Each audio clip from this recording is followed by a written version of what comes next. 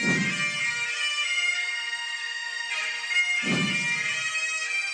to that piece of lieutenant that's always on his podcast, bash us, yeah.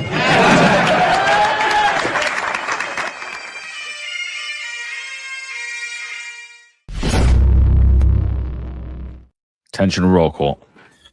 That's right. Good morning, everybody. 8:05 live Eastern time. Of course, it's your Friday roundtable. Get ready for Memorial Day weekend.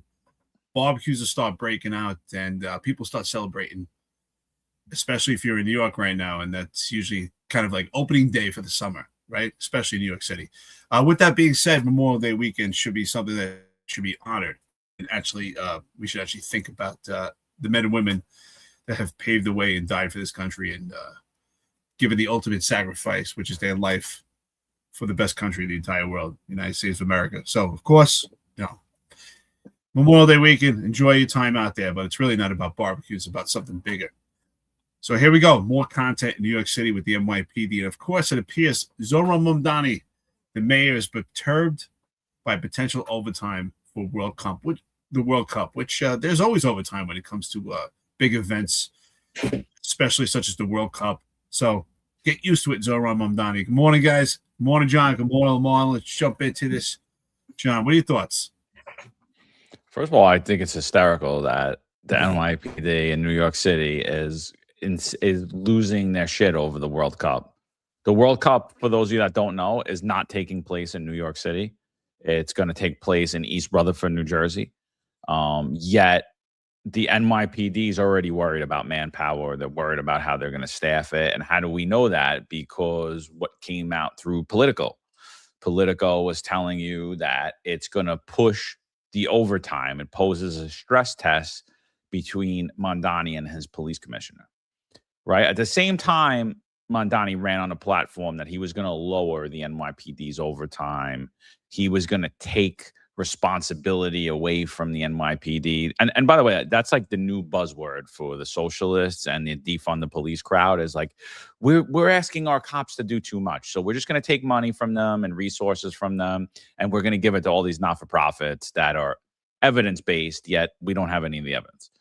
So that's like the new buzzword that's happening. But clearly, you could say that, but then when it comes time to actually do it, what do? You rely on the people who make the wheel spin, which is your police departments, right? And in the case of New York City, it's your number one most relied on agency, which is the NYPD, the most vital agency in all of New York City. It's more vital than even the mayor's office.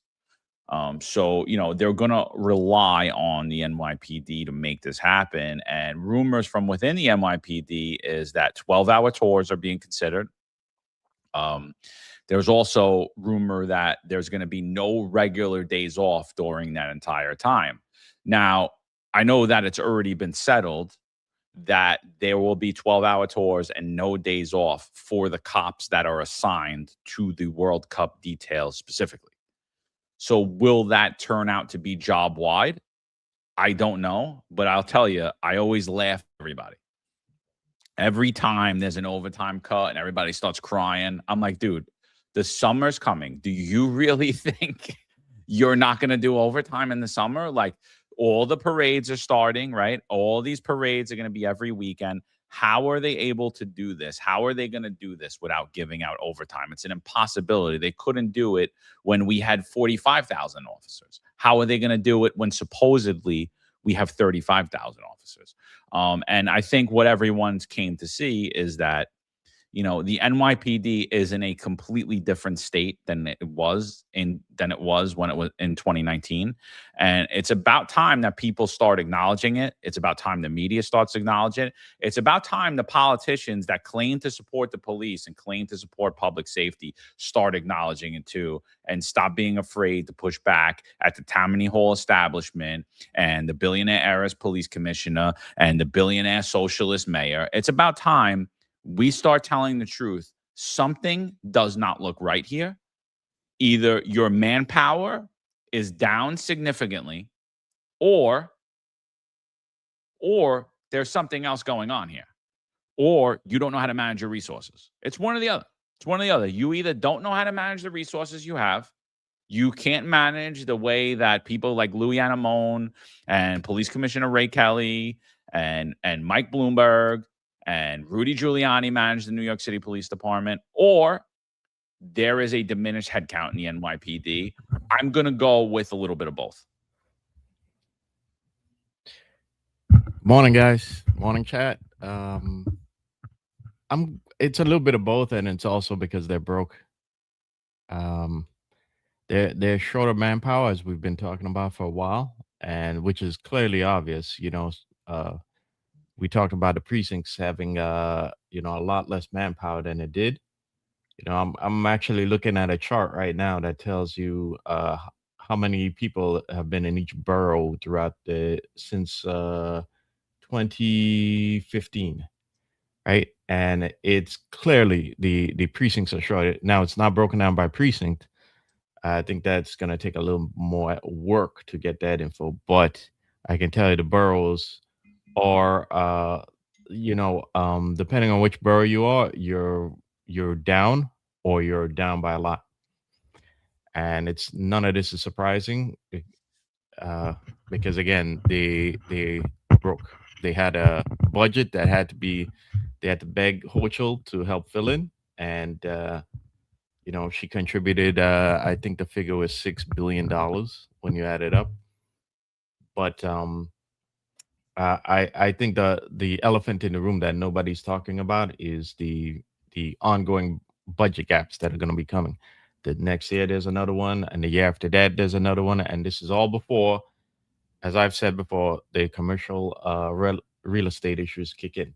So I think they're trying to penny pinch in not having enough cops, but we're seeing the end result being you're going to have to pay for it in overtime regardless.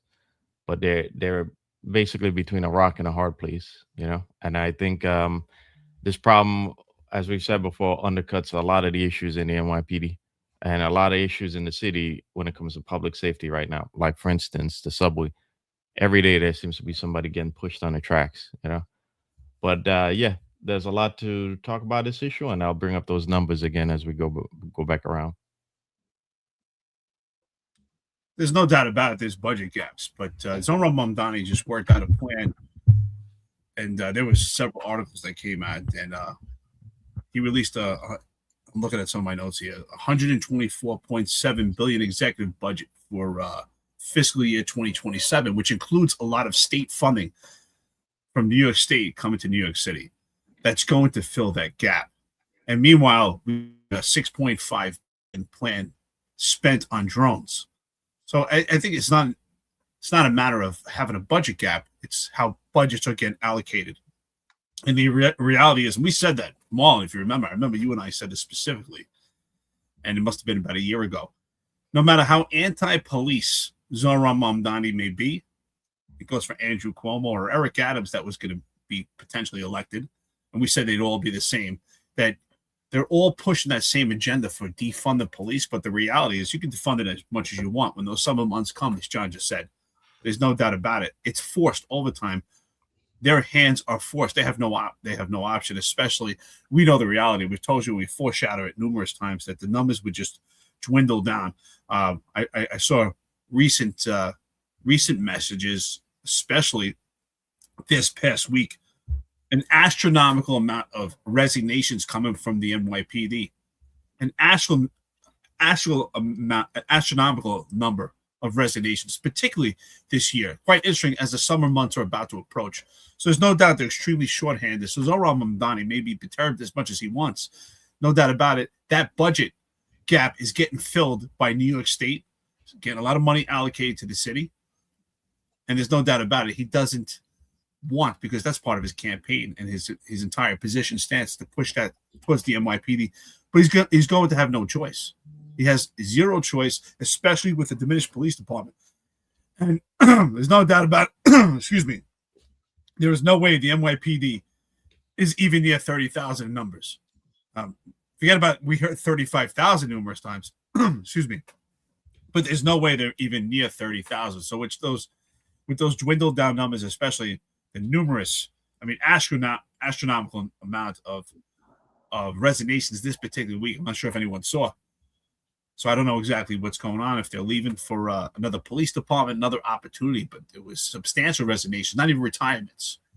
And so the numbers are extremely low, especially as the summer comes, and they have no choice but to put that overtime. Quite interesting at the same time, you see $6.5 billion towards a drone program, which is good, especially with the threats that are coming right now. So ultimately, what's been referred numerous times is the stress test for the NYPD right now with this overtime. And that stress test is that it's going to have to be done. They have no option.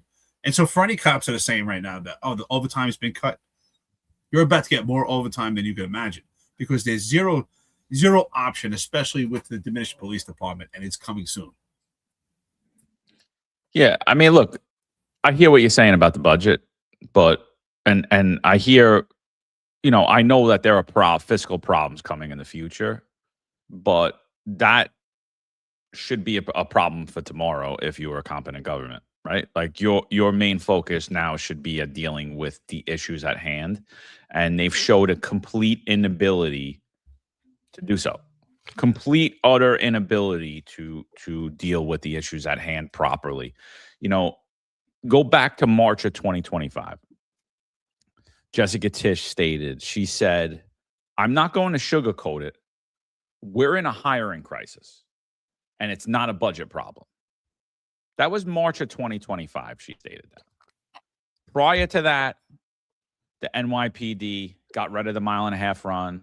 They got rid of the JST, which is the physical training and the physical requirements that you need to become a police officer. Now you look at cops and you see fat, out-of-shape cops. They got rid of the grooming standards, things as the beard. Now you see cops with beards. You see cops with turbans. You see cops with all of this stuff that you never seen before. They don't look uniform. They don't look clean, right? They don't look like they're in shape. They lowered the psychological standards that they had previously. We saw cops that never passed the psychological exam get overridden by an inspector and still come on the job. They've raised the amount. They raised the amount of acceptable criminality in your past to become a police officer. We saw cops recently involved in egregious crimes, striking police officers with a stolen car after they were just arrested months prior with a stolen car, illegal firearms, gang activity, recent. I'm not talking about in their past, in their childhood. I'm talking about months prior to them being hired by the NYPD and then becoming NYPD police officers. We see all of this happening, and yet we see the attrition rates like you've never seen them before. Jessica Tisch at the announcement of splitting the Bronx boroughs in half, which I'm sure we'll get into, stated that they've had the biggest hiring year ever in 2025 when they hired over 4,000 people. But she didn't tell you how many people left, right? She didn't tell you that. She didn't tell you how many people left. And she certainly can't tell you that they're quality hires, because one of the first things that Jessica Tisch did was she lowered the age requirement to be a police officer. She lowered the amount of college credits you needed to be a police officer, right? She lowered it from 21 to 20 and a half. And she took 60 college credits, I believe, to 15 or 20. And if you couldn't get them, they would send you to free school to get them. And all this time, we've been saying that the police department's in diminished stance. The police department is not staffed properly. The patrol precincts are not staffed properly. They're about half of the manpower than they were in 2019. You don't see the same cadence. Response times to 911 calls are through the roof. Other agencies are complaining about the NYPD's response times.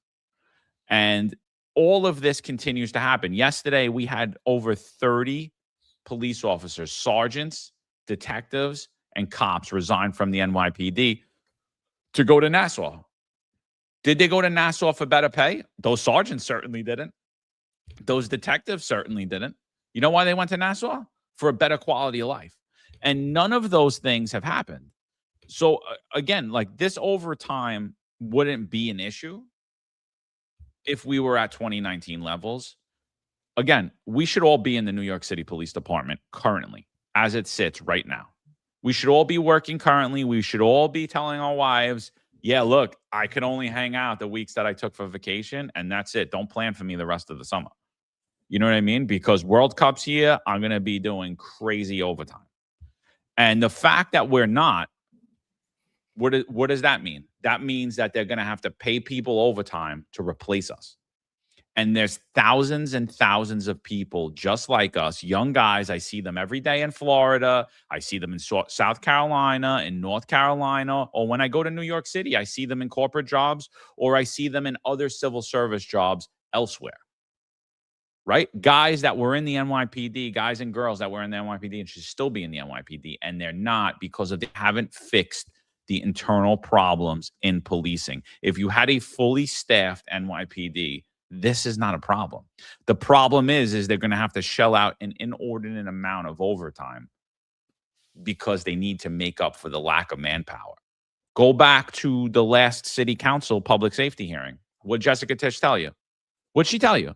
You had every city council member, including the defund the police politicians, saying that my precincts aren't properly staffed. My precincts aren't staffed properly. I want to see what's the allotted head count. And she had her book with everything right in front of her, all of the staffing numbers. And what'd she say? I'll get back to you. I don't know. I spoke to a lot of those politicians, and they're still waiting for Jessica Tisch to get back to them. You know why? Because when you look at those numbers, and it's same thing. If you compare it to 2019 or you compare it to 2018, you're going to see significant difference. You're going to see most of the precincts throughout New York City are cut in half. Yeah, a lot of points there. The thing is, I think the fiscal budget is due July 1st every year. And what happens by the time we get to, say, February the following year? Well, same thing that happens every year. The NYPD incurs like a billion, if not more, of overtime. And that's on a regular basis now. And I think that that's all part of the plan, really, because you have to deliver a balanced budget by July 1st. And whatever happens later on, well, that's whatever happens later on, but they have to deliver that budget in July 1st. And I think, again, you sure, they can say that they want 5,000 cops, but keep in mind they also have to produce the money to be able to fund 5,000 extra cops. And the extra cops they were supposed to have are, that's not happening. I think they have a hiring problem too, because again, you're not getting a lot of qualified candidates apply to NYPD now. But the problem is you still have a budgeting issue. And as I said before, the we've talked about before that the scamdemic was like a backdoor layoff, and one of the goals is to get rid of the senior personnel, which are the most expensive people, So if you have a hiring problem and you're getting rid of the senior people, you're going to have continual gaps in your manpower, But I think in order to solve all these problems, you have to have multiple problems solved, not just the NYPD. You would have to solve all the malfeasance and corruption in the city. I mean, you look at like both the mayor's office and city council are poor or giving money to stupid shit that like, and these stupid community organizations and NGOs that really have you have no way of measuring their success or failure. And those people who are part of those organizations are all part of the progressive industrial complex, um there's just both city hall and city council do not want to stop the money flow to people who are part of their party and part of that progressive industrial complex. And that money, if you had an efficient government, then I'm sure you'd be able to find a couple billion, but you don't. And until you do, you're not going to be able to solve this problem. It's if you look at this problem strictly as like an NYPD issue, and then there'll be no answer for it, because it's not strictly an NYPD issue. It's an issue of the entire city, and really, more than likely, the entire state. Because for instance, if Letitia James had cracked down on the NYPD, you wouldn't have had all that overtime mess that you did. There would have been real consequences for it. But she herself is corrupt. So you got an entire system that's corrupt, and they don't understand money. They don't understand budgeting. They spend money to stupid causes when they should be spending it efficiently and showing a return on that money, in some measurable way, but you don't. And because you don't, you have this problem that's going on in the NYPD. Yeah, and listen, John, you're spot on, brother. It's you often say 10 is the new 20. Excuse me. So just to get an idea, I'm looking at names and tax numbers and ranks of resignations effective May 21st. That's yesterday. As of yesterday, just to give an idea. I don't want to read their names, but there's a sergeant with a 9.5 tax number, a sergeant with a 9.6 tax number. There's detectives, 3rd grade, with 9.6 tax numbers, 9.7. So we have cops that are not even making it close to 10 years. We have cops around 10 years, detectives and sergeants with significant amount of resignations. May 21st. Someone here said that there's a Port Authority Port Authority that cops are moving to. Whether it's Port Authority, Nassau, whichever route they're taking, you're absolutely right, John. It's for better quality of life. Because right now, right, according to the PBA, great contract that was significantly passed, right, before Pat Hendry actually stepped in as the PBA president. If you look at the numbers, cops are making pretty good money in comparison to they made before. Don't get me wrong; it's still not great in New York City right now. They say right now, till different reports, and I research a lot of economic data, and for a family of four, right, let's say a family of four. Most cops do have families, so a family of four needs an average of $270,000 a year to make a modest living in New York City. A modest living. That's not a big house. I don't know what that is, modest living, but the actual take home on $270,000 after taxes and deductions for a cop is about $126,000.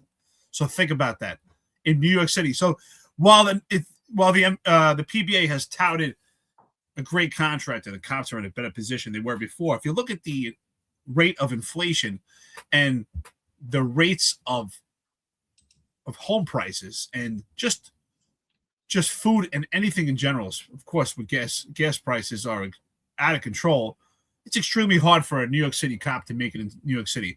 So is that the reason that they're leaving? No, because even with that, in times where cops were getting on the job at $25,000, right, in the early 2000s, I think it was 2005, where cops came on for $25,000, they were coming on in droves. And cops have always been behind the 8 ball when it comes to economics and it comes to raising a family in New York City, but they were coming on the job. Now they're leaving in droves in comparison to before. They're leaving. They're making more money now. However, it's still a struggle in New York City with the inflation rates, but they're leaving because of the quality of life. The veteran apparatus is gone. And John, you're absolutely right. There's no reason why the three of us should be podcasters and have a network at this point. So not only did they lose numbers, but they lost quality. They lost people that actually could keep the weight in the room. And when I say keep the weight in the room, I mean that people that actually hold significance in the police department and confidence. If a majority, and we know that according to different reports, that about 50% of the police department has less than 5 years on the job. So how much weight do they hold in the room? How much confidence could they have? How much actual weight could those cops bear? Because under 5 years, you're still new. You're still navigating. You're still learning the culture of policing. Policing takes years to learn. 6 months in the police academy is far not enough to learn the law and really understand your place in the world and how the police department works. So with less than 5 years on the job, we have half the job who can't hold the weight and bear the weight of the job, and the other half is out the door. So you could put 5,000 cops today. And to me, it makes zero difference because those 5 cops don't have experience. You can't value numbers over quality over the experience that we once had. So while the numbers are completely diminished, we also have the experience and the quality diminished at the same time. So this is an imploding time bomb, I believe, when it comes to New York City and the NYPD. There's no doubt in my mind that when we went back to the Eric Adams tenure, that he was pushing, well, don't worry about it because it makes more room for diversity. We're not really worried about the numbers. In my opinion, that's because ultimately they intend to move to AI and robotics. However, when it comes to events like the World Cup, which is probably the most significant and probably going to be the biggest detail in the tri-state area, you can have all the AI and robotics and you still need that human element. This is a serious problem for New York City and the NYPD, and I think it's starting to show itself, and there's only so much they can contain it. Yeah, so I hear Marlon about the budget crisis, but we don't act like there's a budget crisis. I mean, we just put, how much did we just put? 220 million to fund an office of 4 people, Department of Community Safety. What about New York City's Department of Racial Equity, another 200 and something million dollars? All of these nonsensical things. My thing is, I agree with you. I'm not saying that there isn't a budget issue, but I'm saying there's a huge management problem. And the reason there's a huge management problem is because when you look at it, why would you cut the agency you rely on the most? The agency that you rely on 24 hours a day, 7 days a week for every single thing that you do in this city, you would think that you would keep them propped up, properly funded, properly staffed. You would give them carte blanche. But instead, you give that agency the dog scraps. And then you complain and cry when you're like, oh my God, we got to give them even more in overtime than I said I was going to give them. Yeah, because their budget should have been higher. Their head count should have been higher. And Zohran, remember what I said? Like, you're going to hire these people back, and you said no. Well, this is a result of that now. You're not going to ever be able to cut that overtime. And as these problems persist in the NYPD, the overtime numbers will continue to grow in the NYPD. Again, when we talk about overtime, you got 17, 18, 19, 20, 21, 22, 23 years. That's great for you. You don't care. You're going to take that overtime and you're going to leave. You're going to love that overtime. It's the last years of my career. I don't care. I'm out of here. Right? It's good for you. You want that overtime. You're a young guy or girl. You got a year on. You got 2 years on. You got 3 years on. You got 4 years on. You worked every summer of your career so far. You've done nothing. Your friends are down the Jersey Shore. Your friends are doing all this stuff that's on there. Your friends are going to the World Cup events. Your friends are going everywhere else. You're nowhere around because 7 days a week, 16 hours a day, you are a police officer. Guess what you start to do? Can I do this for the next 20 years? Do I want this to be my life for the next 20 years? And what most young people are saying is, no, I don't want this to be my life for the next 20 years because I don't see an end in sight to this mismanagement. I don't see an end in sight to the mistreatment I'm experiencing. And so what they do is they just continue to leave. So you're stuck in a hiring cycle where you're hiring, but you're not even keeping up with attrition. And this is something that I've been calling out since the day that I left the New York City Police Department. Stop this insanity. Fund the agency. Give people or treat cops with respect. Have them go out and do this job that is an impossible job that people continue to do anyway. And, and the bottom line is this. Guys like myself, guys like Marlon, guys like Eric, we would have worked the whole summer. We would have worked the entire 60 days of the World Cup, 7 days a week, 16 hours a day, and we would have did it with a smile on our face and kept our mouths shut because we understand those times, that there are certain times in the city that there's going to be hard times to get through, where the younger generation hasn't experienced it, and they're seeing the older generation not say, don't worry about this kid. What are they saying? They're like, I don't care because I'm retiring. I'm out of here. Peace. You got to deal with this for the next 20 years. So the younger generation is continuing to leave. 2 years ago, it was 10 is the new 20. I don't even think it's that anymore. I think it's a stepping stone. I think people are looking at the NYPD. I'll get in there. I'll get to the training I want. And then I'll either go into the security industry or I'll go into a different law enforcement job. I'll go to the MTA. I'll go to Port Authority. I'll go to Nassau. I'll go to Suffolk. I'll go to Florida. I'll go to South Carolina. And that's what's happening. It's because you don't have that team mission anymore. You just don't have it anymore. Imagine showing up on a team where they're constantly drafting new talent, and the talent they're drafting is horrendous. And the older guys, they have none. They all leave. They don't want to be there. And the guys that are there don't want to be there. Like, you think that team ever is gonna be a sufficient team that people want to get into? I don't think so. So, I mean, to me, yeah, 100%, Marlon. There is a looming crisis fiscally. But if you look at New York City and look at New York State, you would never know it because they spend money on everything else besides the one thing that they rely on 24 hours, 7 days a week, which is the NYPD. Yeah, they do, but I'm not sure if our generation, there are a lot of guys right now who are frustrated with the amount of time they're spending in a precinct and the amount of overtime they're doing, and they're not young guys either. They're older guys who, they're like our generation who, want to spend more time with their families, and they see their kids growing up, and they're not, they're not spending enough time with them.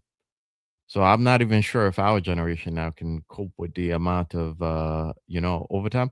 I think the overtime was easier back in the day when the job, a couple of years ago, in my opinion, all the overtime was a little bit easier because things were a little different, you still had a little more leeway on cops. Now you have, this is more than a decade later when you have things like body cameras, you have protest settlement, you have all these things that have kind of changed the nature of policing in the city.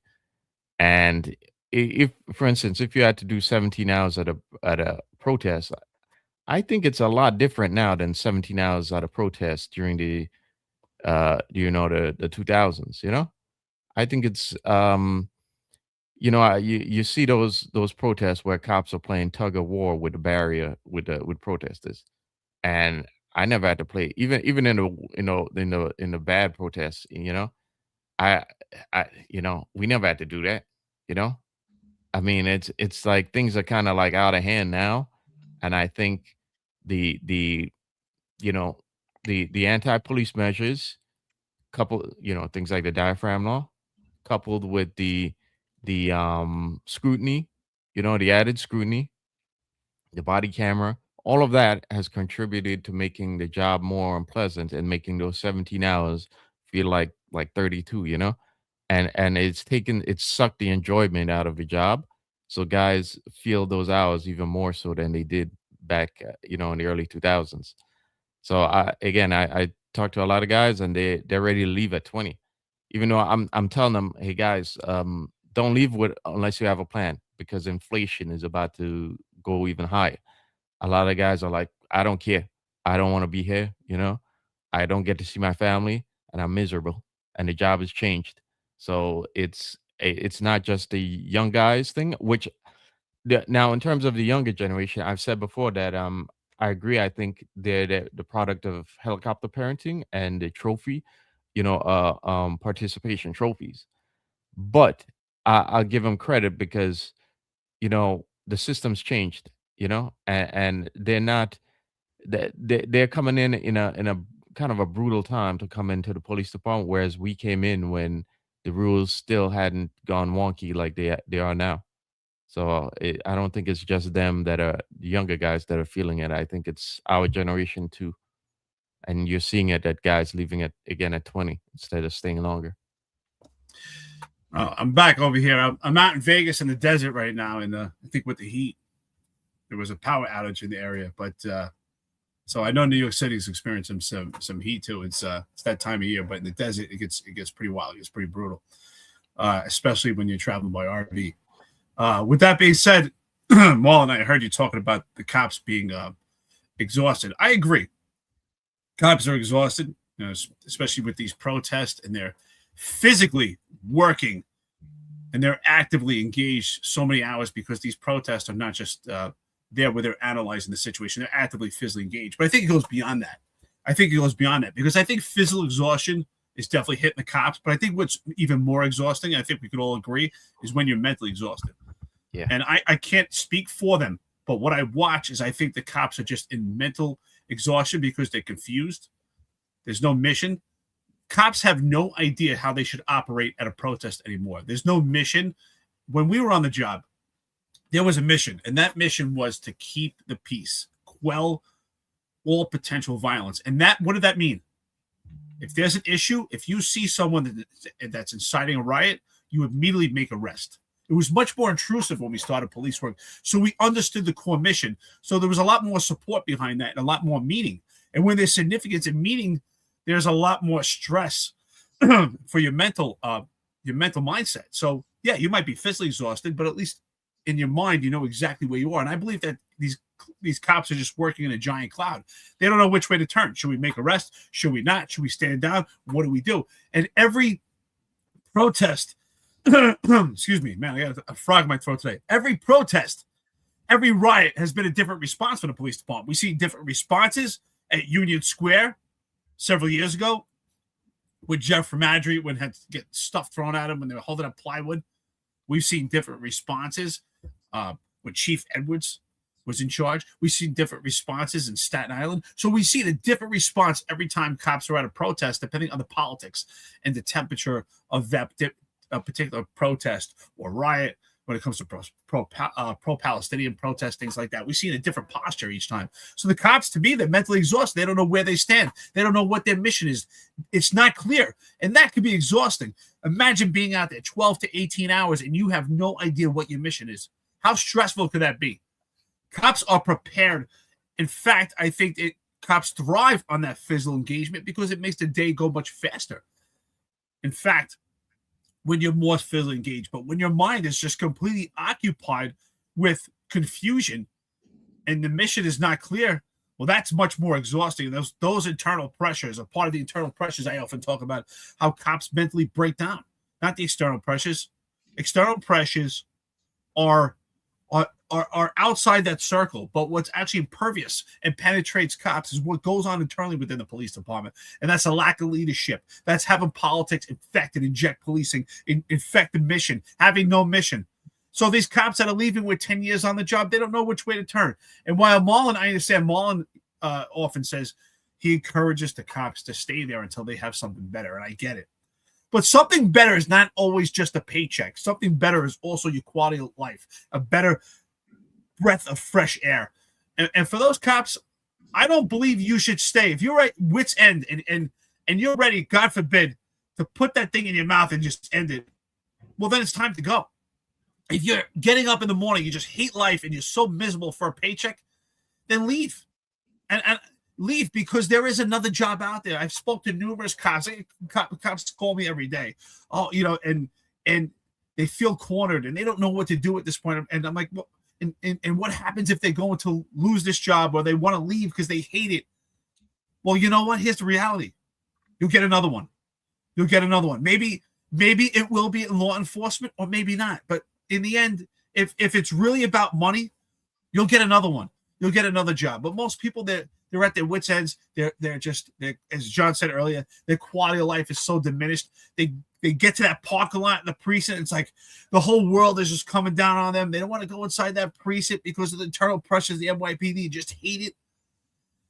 And the reality is most people, you're two paychecks away from being homeless anyway. So if you left that job, you'd still be in the same position. And the reality is you would get another one. You would get another one. So you're not there for pay. Because the pay in New York City is astronomical. As I said earlier, you need $270,000 just to be modestly comfortable in New York City to raise a family of 4. And most cops have families, I would say, the size of 3 and 4. Absolutely. Maybe not the young cops that are new, but most cops usually get married and have a family and have several children. And the reality is they can barely make it. And now on top of that, your quality of life is diminished. It's a miserable job. There's no mission. You're mentally exhausted. That is far worse than the physical exhaustion. I would rather break rocks all day and dig holes than have that mental exhaustion carried on your mind, that when you go home, you're driving home where you get that time to decompress and yet it's still on your mind. I feel sorry for these cops. They're in that position of confusion. Look, so I don't agree that the work is harder today. I don't. I think that cops are just more overworked now and they're more demoralized now. So I specifically remember doing Juve, 2 days of Juve right into the Labor Day parade. You know, you're on literally zero sleep. Your legs are triple the size of what they are because of the blood flow in your legs. And, you know, although like the West Indian, like there is some violence experienced at that, like one of the hardest days that I had, there was really, at least on my post, I didn't have anything. We had violence the nights prior in Juve, but you know, just moving the crowd after not sleeping for 2 or 3 days, like where we would take the orange nets and keep the intersections clear so we could get the free flow of traffic, that is exhausting, dude. That is totally exhausting. And I get what everyone's saying. Oh, the younger generation, these kids don't want to work. They don't want the overtime. Do you think I wanted to do that overtime when I was 23, 24, 25, 26? Even in my 30s, I didn't want to do that overtime. I didn't want to do when was my peak times of doing overtime? July, August, September. That's when everything's happening. I just came out of 8 months of misery of New York weather. The cities are on fire. There's a million things going on. It's fun. I always say it. There's no better place in the world in the summertime than New York City. I don't want to be anywhere else. I don't. That's why I go there every summer. I enjoy it. I look forward to it. And then, you know, even at Jersey Shore, New York, like everything's happening. There's events everywhere, Atlantic City, Manhattan. And I didn't want to do that overtime either when I was young, but we would have these periods where you would work a lot. You do a lot of hours. You do a couple 100 hours, 100 hours for the month, 150 hours for the month. You'd be doing 48 hours of overtime in like a 3-day span, you know, like crazy inordinate amount of overtime to, you know, I could remember vividly being physically sick from not sleeping numerous times in my career, like physically throwing up because I hadn't slept, you know, and so when I look at what's going on now, it's like, I just see that there are inordinate amounts of overtime continuing to happen. But there's one thing, like when I was at those events and I was tired, there was competence in leadership. There was a mission. It was driven. We were the police. I've never felt more demoralized doing details than when I did it in 2020, 2021, 2022. You know, at that point, in my career, the way that we've changed the protest posture, the way that the NYPD has changed in leadership, the leadership that they put out there in charge of these boroughs, the leadership they had out there policing these protests, completely demoralizing experience. Anytime I did a protest or I did a riot or I did anything I did, it took me like a week to come down from like the level of anger I had towards what I was witnessing. And it literally would take me a week because I was like, I can't believe what we're doing. I can't believe what I'm watching. I can't believe the cowardice and the incompetence. And I can't believe we're allowing innocent New Yorkers to suffer because we're cowards, because the leadership of this city and the leadership of the department are a bunch of cowards. And so I understand. To me, I think that is the biggest factor. I think the mismanagement and the cowardice of our elected officials and of the leadership of the NYPD is the ultimate factor on why cops leave. They leave because of the NYPD. They don't leave because of anything else. It's highly mismanaged. It's highly underfunded. It's highly understaffed. And everyone wants to pretend like everything's good. And we all want to pretend like crime is down. And nobody wants to talk about it. And again, I'll say it again. Everybody that claims that they love this fucking profession is a bunch of fucking liars because they don't talk about the NYPD being understaffed. The guys that love the NYPD, they never talk about it. They don't talk about what crime is experiencing in New York City. They don't do it because they're a bunch of cowards and they don't love it. They love their paycheck and they love what their next grift is more than they love anything else. And they don't talk about the demoralization that's happened in 2020 and continues to happen today in 2026 of New York City police officers. And they, oh, I love this. This is great. No, it's all a grift. It's all bullshit. And, even these bills that are coming out, these pro-police bills, they're bullshit. They're bullshit. I see right through them. I see right what they are. They are not going to stop the retention crisis if they even go through. Yeah, you got the city council to vote on the Tier 2A bill. Great. Nobody gives a fuck. You're losing all those guys anyway. I hate to break the news to you. They hate the job. They don't want to be there anymore. That Tier 2A bill, you're not getting a guy that's like, oh, I had my best year. Now I'm going to stay and make less money and I'm going to be miserable. And you're going to send me to all these details and you're going to continue to take away my authority and expose me to more liability and expose me to losing not only my career, but my house and everything I ever worked for. And you think people are going to stay because you passed the Tier 2A bill? Like, I'm sorry, guys. I'm not going to push that garbage with you. It's completely bullshit. It's complete bullshit. I know it. You know it. And that's what it is. That bill is a show bill. So you could pretend that these Democrats care about you because, as I keep saying it, your unions are fucking the arm of the Democratic Party. And you're pushing this bullshit so that when the endorsements come out, that this podcast specifically can't sit there and call you a bunch of snakes. And so that's what that is. I'm not pushing any of these pro-police bills because, one, they're not passing. And if they do pass, it's 10 years too late and should have happened 10 years ago. And maybe it could have solved some stuff, but it's not even a tenth of the problem. It's not even a 100th of the problem of what's experienced of why guys are leaving. It's all fake. It's all phony. So I'm not going to get on board with that at all. Well, here's a sum total. I mean, I've seen a lot of those bills also, and you and I spoke about them. And to me, they're not really bills that are pro-police. They're bills that should have been there anyway. It's not really not a big deal. It's almost like a father saying, you know what? I take care of my kids. Like, you should get credit for that. You're supposed to take care of your kids. Like, these bills that they're actually pushing right now should have been there or should have been a topic of conversation. Not a big deal anyway. Now, Molly in the chat here says, Molly 12205 says, ain't gonna happen, Eric. They have not left after being told to inject themselves with poison. They just took the poison and the paycheck. Yeah, you're right. It's unfortunate that cops really suffer from this Stockholm syndrome, and they also suffer from a syndrome of, I don't know what to call it yet. I'll come up with it, but this idea that I can't do anything else.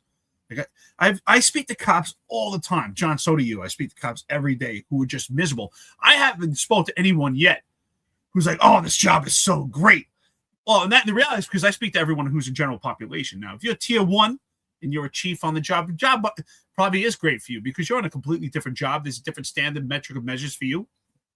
If you're in Tier 2, which I don't speak to those people either, that you're involved in nepotism, cronyism, you have those connections, and you get promoted 3 times in 2 years, and it's a different pathway. If you're on a different job also. But I speak to general population. That's Tier 3 of the NYPD, where standards and metrics and measures actually apply to them. Actually, a heavy amount of discipline, where cops who work in some of the toughest precincts in the city are being told they can only get so much overtime per month, that they have to actually pass over an arrest or pass over a detail to someone else because of the overtime. But yet at one police plaza, it's being handed out like candy for certain people because they're in a different tier. So I speak to those cops that are in general population. It's miserable for them. It's just miserable. It's a terrible job. So anyone who's in Tier 1 and Tier 2 is saying how amazing that job is. You're on a completely different job. You're in a completely different realm. Because for general population, it's a nightmare right now. But Molly, you're absolutely right. There's no doubt about it. These cops will do anything. I mean, we have brought up different scenarios, and then I get calls from cops, and John, you probably get the same thing. No, they're not going to do that. But we showed you the evidence of what they've done before. I was attacked by an overzealous civilian complaint review board doing exactly what they asked me to do. Go out there, get firearms. You think they come wrapped in a bow? You don't bring violent perpetrators in with guns. It doesn't look pretty. And John was put in a position where he had to retire. Oh, but they won't do this. They won't do. They've done it already. Like, where does that line stop? If they start telling you that we have to put yellow wristbands on Jewish people, are you telling me you're not going to do it? Like, where you're going to do it? You're going to do it. That's the reality. You injected something that you didn't want. So, yeah, Where is the line? Where is the boundary? I think cops, you don't even know what your boundary is anymore at this point, because we're beholden to a paycheck. And that's why I say it's unfortunate, but 70 to 80% of Americans are 2 paychecks away from being homeless. And unfortunately, with inflation and what it takes to raise a family in New York City, you're way behind the 8 ball. If you're a New York City cop and you're forced to not live in New York City, and then you're still paying astronomical amount of fees because you're driving an hour and a half to work. If you live upstate, you live in Westchester, you live in Nassau and Suffolk, you're driving an hour and a half to work and you're paying astronomical gas prices. And then you get to work, you get to a miserable job. So all these factors start to beat down. These are the internal factors, not the external factors. We've told you numerous times. The NYPD claims to care about mental health. I'm tired of looking at this guy, huge fat loser, who's on Instagram, who's a sergeant in the the health and wellness section, who supposedly cares about cops. But every time the cops push back in any opposition about the internal pressures of the NYPD, he pushes back to them and says, well, it's their fault. He won't speak against the NYPD, of course, because he's in a great position, right? He's a sergeant, he's got a great job, who's also pushing social media. It's just there. You want to talk about a grift, John? There's a grift. That's a grift right there. Someone who's supposedly in health and wellness, but God forbid you say that some internal pressure of the job is affecting you. That guy will pounce all over you on social media because he wants to protect his position, because unlike others, he's allowed to be on social media all day because he's not part of general population with the NYPD. That's a grift. To me, that's a total grift. And it's just a complete lie. And it's just, to me, it's complete paradox. Oh, yeah. No problem. We care about your mental health. But just don't talk about stuff that's going on in the NYPD. Shh. It's everything else. If you speak about the NYPD, it's your fault. You know, Pat Donahue asked, he said, has any executives or unions or has health and wellness talked about these cops, like their mental health, their health and wellness for having them work this inordinate amount of hours, consistently being out there on the threat exposure, the amount of hypervigilance they'll have consistently throughout the year? And the answer to that, Pat. The answer is absolutely not. The only place you could hear about that in the entire globe is here on the Finest Unfiltered. That is it. There is nowhere else you're going to hear about it.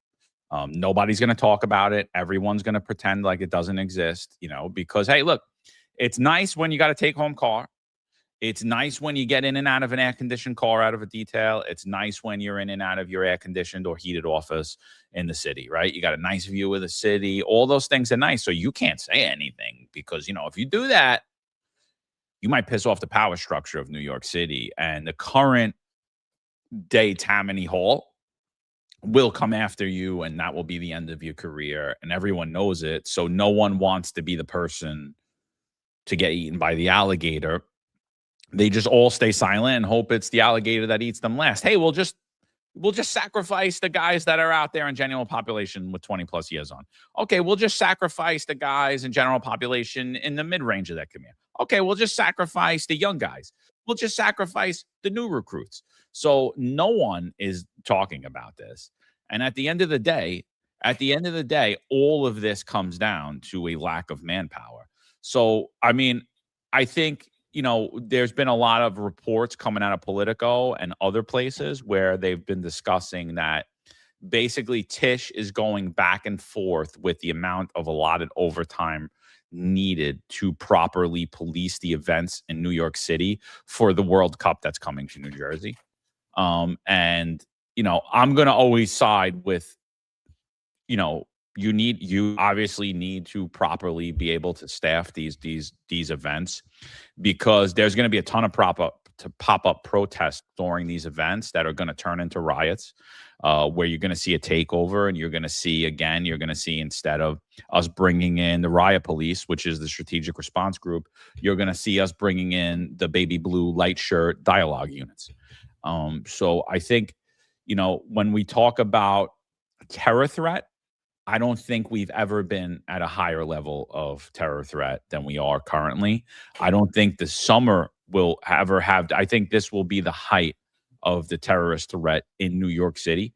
When we talk about the World Cup, when we talk about the events, when we talk about the amount of people that we hear, when we talk about the mismanagement, and we talk about the lack of resources and funding towards properly providing public safety. I'm not even going to get into the infrastructure of New York City, which is crumbling. And you saw under a 6-inch rainstorm that, the city basically shut down. I'm not even going to talk about the infrastructure. I'm just talking about from a public safety standpoint and properly policing these events and properly staffing these events to ensure public safety, to ensure tourism feels safe, feels like it's a place they want to come back. I don't think we're there. And I think, that they're going to have to spend a lot of money. So I side with Jessica Tisch on this. But I also fault her for not properly addressing the staffing crisis and not properly doing more to get more people back into service. And, I like they're doing all these bills are coming out, anti-police bills. And then there's one to try to retain guys from tier 2A, and they're almost all out of the door anyway. They're almost all gone anyway. It's almost a waste at this point. And then, I just don't see how the NYPD could sustain in this manner. Again, I started calling this out in late and early 2022 when I was forced out, what was going to happen, where we would be at this time. And here we are, and nothing's being done to fix this. So it's the NYPD is in a death spiral right now. And the threat environment is at a level that you've never seen in the NYPD. And the NYPD is at the highest level of incompetence, one of the highest levels of incompetence it's ever been at since its existence. So it's a complete, in my opinion, this is complete mismanagement. This is two Nepo babies fighting on the ground over the World Cup. And none of them, I believe, have the know-how on what needs to be done. And I also put that on Kathy Hochul as well, too. We're throwing bad money on fire, and the money that we should be spending and the agencies that we should be propping up, we're not. And obviously, like I said, again, the number one agency in New York City to make the wheel spin is the NYPD, and they're intentionally weakening it. Stupid. Shout out to Mike Marino, retired chief, man. He's outstanding. He says they want us to take out the garbage, but don't want to see that it's a dirty job. Always that way. Vietnam, perfect example. That's absolutely right. Police work is just an ugly thing. So I think what Jessica Tisch is doing, now I understand what you're saying, John. I credit her for recognizing that we're at a point of extreme terror, an extreme point of threats of terror from different perspectives all over the entire world right now, and especially in New York City as we speak with the protests and riots, but the threats that are coming throughout the entire world. This is definitely a pressure-tested moment for the NYPD. And I feel the problem when it comes to the NYPD leadership, and especially the Jessica Tisch. They're treating the symptoms, but they're not treating the actual problem. It's almost like, if you have pain in your shoulder and you go get a cortisone shot. Cortisone shots are great, right? You get an injection, it treats the symptoms, the inflammation, but doesn't actually treat the actual problem that's causing that inflammation, whatever issue that you're having. It's the same thing for the NYPD. Yeah, let's try to get 5,000 more cops, throw at them. Let's put them out there on more overtime. Let's tell the public everything's okay. So we'll put all these Band-Aids on it, but they're not treating the real problems of the NYPD. The problem is not money. You could throw all this money at the cops. It's still not going to keep up with the inflation that they have, but it's not going to make them happy. And John said it earlier, it's their quality of life. You need to make their quality of life happier to actually make it better. That's what it is. You have to treat the actual problem so that you could actually help the symptoms. And the symptoms are mental health breakdown. The symptoms are exhaustion. The symptoms are cops running out the door. What's the actual problem? It's the quality of life. The morale for the cops is absolutely terrible. Why? Because what I said earlier, the morale is terrible. Imagine you go into work on any job, especially the NYPD, and you don't even know what your core mission is. You don't know what your day is going to bring because politics could swing you to the left. Politics could swing you to the right.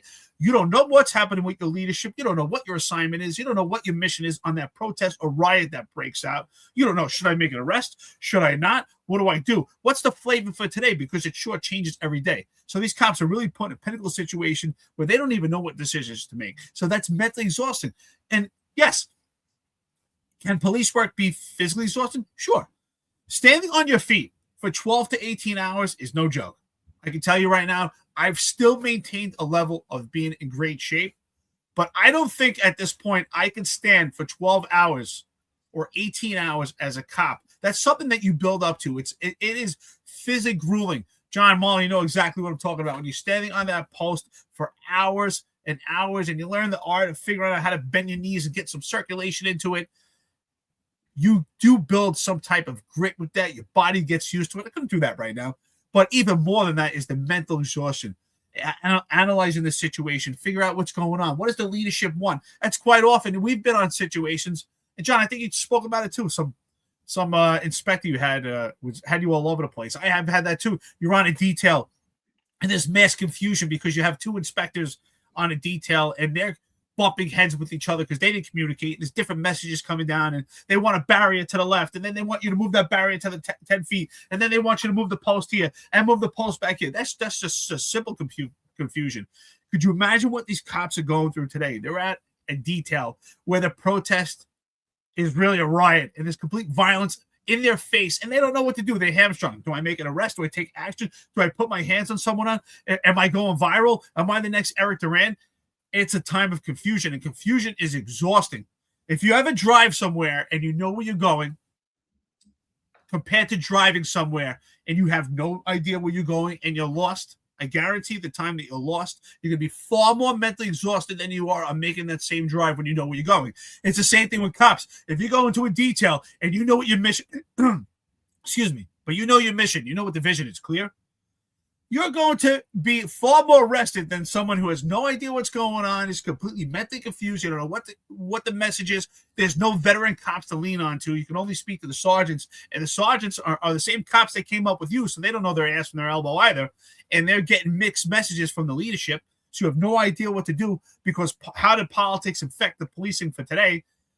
It's a terrible job right now. Absolutely terrible job. Maybe if you're tier 1 and tier 2, it's a decent job. But if you're tier 3, your general population, the NYPD, terrible job. Yeah, I'm gonna slightly disagree on the terror threat. I think there's a lot of propaganda coming out of 1PP and Tish herself these days. I saw that speech about with the feds and talk of drones, and I was rolling my eyes on it. You know, I think that the terror threat now are from EDPs, and they're from nihilistic youth who are again you see all the videos on social media of all the wild things they're doing. I don't think this whole terror threat from I mean I don't buy it. I think anytime government sees people asking questions and being skeptical of what's going on, they come out and they tell us to be afraid. And I don't think the terror threat is anything beyond what's always there in a city, you know, and the threats of street crime, the threats again of EDPs walking around, and the threats of nihilistic youth. I mean, if you're expecting Al Qaeda to show up at that, I'm very skeptical of that, you know. Especially if you expect them to show up with a drone like Tish was talking about. That's bullshit. If I'm a terrorist, I'll just drive a truck through a parade. You know, you kill a lot more people than all the setup time you'll need for a drone and all that nonsense. Yeah, I don't agree at all. I think you see a weakened state of the NYPD, and whatever I didn't say foreign or domestic. I'm just saying terror. You know, we just had two kids throw IEDs at a parade. They were able to light two IEDs at a parade, and at a parade that you knew there was going to be violence, and they didn't staff it properly. You had another terrorist attack thwarted by the NYPD, where they were going on by the FBI and the Joint Terrorism Task Force. We are at a heightened state of alert like we've never been, because the police department is at a weakened state of alert, is at a weakened state than we've ever been. Our posture is the weakest it's ever been. So while Jessica Tish, and I didn't give credit to Jessica Tish for saying that we're at a terror threat, because she has done nothing to prove that she even believes we're at a terror threat. Because again, they're saying they want to weaken our protest posture at First Amendment activities. They don't believe that counterterrorism should be involved in policing First Amendment activities. The World Cup event is a First Amendment activity. So they're pulling away our counterterrorism resources. They're weakening us, and we are open for whatever that threat is, whether it's from Mexico, whether it's from Iran, whether it's from internal bad actors, whether it's from psychos, whether it's from EDPs. The threat should be higher today than it's ever been because we're weaker than we've ever been. And I'm sticking with that. Again, I'm not saying if, I'm saying when. There is going to be a mass event occurring, and it's going to occur sooner than later. And it's going to occur sooner or later because of our posture and because of the weakened state of the NYPD. It's a wide open environment. When somebody wants to do something, they're going to be able to do it. It's that simple. The infrastructure is falling apart, and the agencies in New York City are falling apart. The number one agency in New York City has been brought to its knees. And so I think if you're not looking at it like that, I don't believe you're looking at the entire scenario correctly. That we're in a very dangerous spot right now. Very, very dangerous. Whoever it was, whether it's young kids, with all these pop-ups, whether it's gangs, whatever it is. When somebody wants to commit harm, if you get some psycho that walks down the block with an AR-15 like he did last summer, walk into one of the most secure buildings in Manhattan, kill a cop, and go and kill other people and go through the building while we're waiting for our response time. And then the first unit that gets there, the strategic response group, that's the unit that the NYPD wants to get rid of now. That's the unit that the New York City mayor wants to get rid of. Oh, they got there first? Yeah, let's get rid of that unit. Oh, they stopped the threat? Yeah, let's get rid of that unit. I don't see it. I think we're in a very high state. I think we should be in more of a heightened state of alert right now than you should have been on September 12th, 2001. I understand what Marlon's saying. I think but I think that right now we're in a far worse position than we were pre 9/11. And we talk about 9/11 is definitely the worst terrorist attack we've ever seen in New York City, and actually the entire country after Pearl Harbor. And I think that exactly what you said. I think the reason why the threats are so high at this point is because we're at a weakened state, not just in New York City, but the entire country. Everything's been emasculated. Law enforcement on all levels. We've seen disappointments by the FBI. We've seen disappointments by New York City and the NYPD. We've seen disappointments by the correlation between sanctuary cities and ICE. So law enforcement profession has been emasculated. So obviously the threats become even more heightened because we're just not prepared. We had 4 attempts on the president of the United States, 4 attempts on his life. And this is the level of security that we have in our country. We're at a weakened state. So I do think the threats are far worse. Does that mean we should be at a different level of vigilance than before? We should always be vigilant. You're absolutely right. We should always be vigilant and always be prepared, especially in New York City. But the reason is those threats that we've had since 9/11, we've always been in that heightened state. But I think we're far less prepared now than we were before to handle those. And again, it goes to that mass confusion that these cops have. They don't know what their mission is. They hold a different posture. The posture that they hold at protests are far different than we were there. Marlon, when we were there, the posture that we were in was completely different. We were far more intrusive. And the message then was to make arrest immediately. And we were far more vigilant because we had more support. And I feel sorry for these cops that they don't have that support. They don't have the training. They don't have those veteran cops to lean on, because that's who mentors you and guides you through. It's your, of course, your sergeants could be very instrumental in your career and your lieutenants, but it's really those senior cops that guide cops throughout their careers and teach them how to be a good cop and what to look for and pay attention to detail. So, and also we're in this era where a lot of threats are in the sky, right? Those are drones. Those are different types of threats that actually could come to the city. So we might not have more threats, but we have different types of threats that we have to be prepared for. And clearly this NYPD is not prepared because of weak leadership, because of just cowering and pandering to the politicians and lying about the numbers. And while they're trying to mask it and say everything's fine, we know damn well that the numbers are completely diminished in the police department. Not only just in numbers, but quality.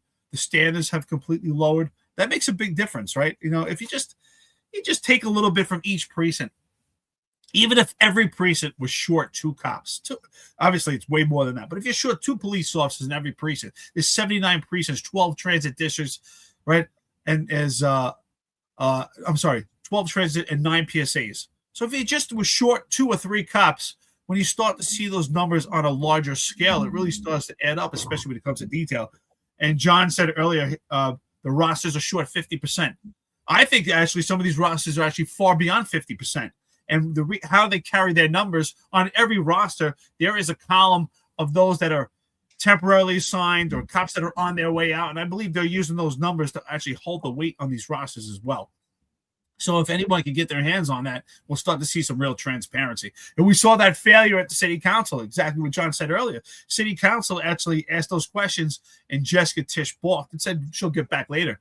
But city council has not pushed back. They should continually push for production and see a copy of all those rosters and see where the numbers really are and get an idea of what's going on in your district. And not only see those numbers in the roster, but look at the tax numbers. Look at what's the level of experience in your precinct. If you're in a precinct that normally holds 300 cops and now that precinct has 150 cops, out of those 150, how many are actually senior cops? How many of those supervisors are senior and actually understand the job, and how much level of experience do you have? These are some dire times right here.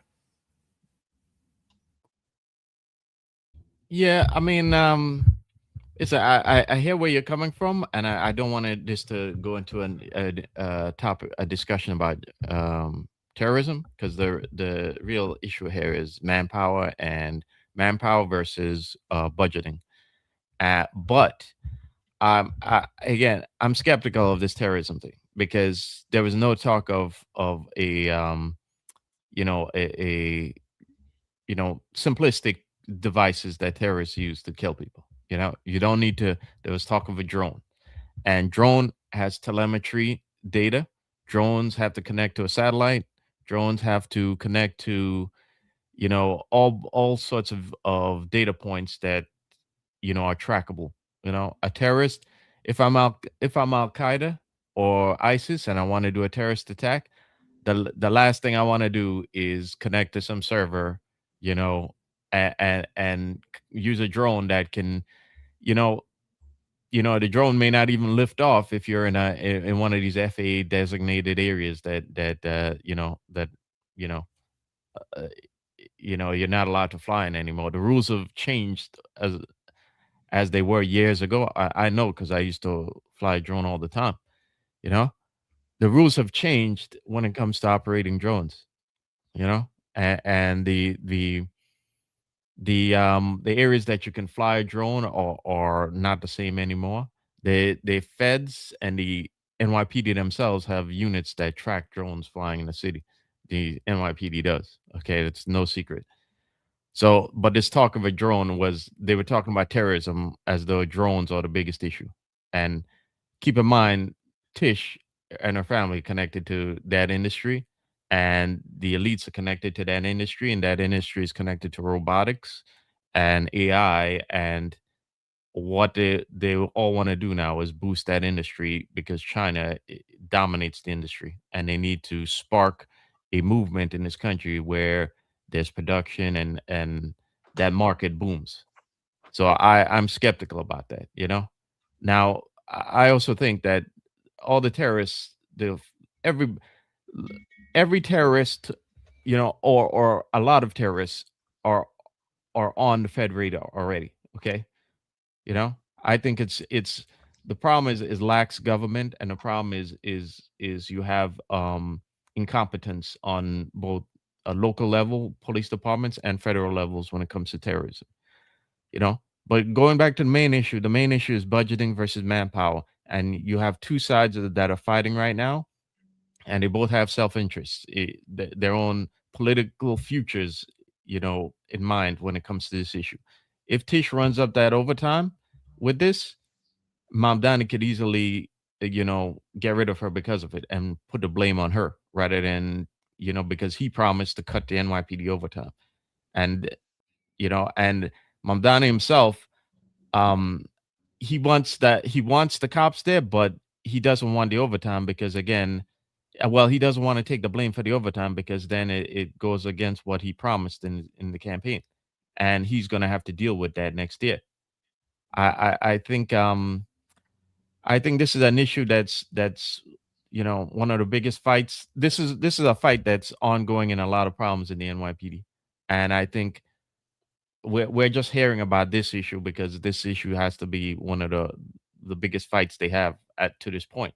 Okay, but I think the issue of manpower versus budgeting is something that's coming up constantly. It comes up when you hear again councilmen talk about the precincts being short. You know, Tish would like cops there, but again, that problem is the budget. And I think this is a problem that's going to affect many other agencies in the city, and it's going to keep coming up when it comes to the police department. So. Well, I mean, look, that's the issue, though. Like, we are having that conversation. You're talking about drones. I don't give two shits about drones. No, but that's what Tish talked about when she was talking about terrorism. I wasn't talking about what Tish said. I'm not quoting Tish at all. I'm just giving my own analysis. I don't give a shit what Tish said because, like I said, she doesn't take terrorism as seriously as she claims to. You know, because if she did, our protest posture would look a lot differently than it does, and her statements following that terrorist attack would have sounded a lot different. That failed posture that she put out. That Chief Edwards allowed to happen while he was supervising on the ground that day, her statements would have looked a lot different, and in fact, they would have changed the protest posture immediately after. You're just assigning Tish what Tish said at that hearing about it. And look, do I think that the NYPD needs the ability to take down drones? Should that be something that we experience? Absolutely, I do. But, you know, there's been an argument here that I've been having for a while with a lot of members of the NYPD, members in counterterrorism and members in emergency service units. When they talk about the SRG, they cry, the SRG isn't a counterterrorism apparatus. We train, they don't, blah, blah, blah, blah. And I'm like, I don't care. It doesn't matter to me. And not to bring it to the SRG, but when I say that if we have a competent protest posture, and in my opinion, the only people that have proven themselves to be competent at control of riots and crowd control is the strategic response group. That itself is a counterterrorism measure. When we have a competent, well-staffed police department, that is a competent counterterrorism measure. And right now I'm saying we don't have a well-staffed, competent New York City police department. So we are wide open for terrorism more than we've ever been, ever in the history of since I've been on this job and since I could remember post 9/11. You know, we are in a pre 9/11 NYPD posture. Like, nah, everything's good. Everything's good. We can't stop street takeovers. We can't stop youth takeovers. We can't stop rioters. We can't stop bad actors from telling us they're going to take over critical infrastructure. And we can't do it because we're not staffed properly. Now you throw in this event and there's a big problem. There's a big problem this summer, and they're realizing it, and that problem's coming down to the fact that they don't have enough manpower. And then, you know, they just split the Bronx in half, right? They just split the Bronx in half. What'd they announce when they split the Bronx in half?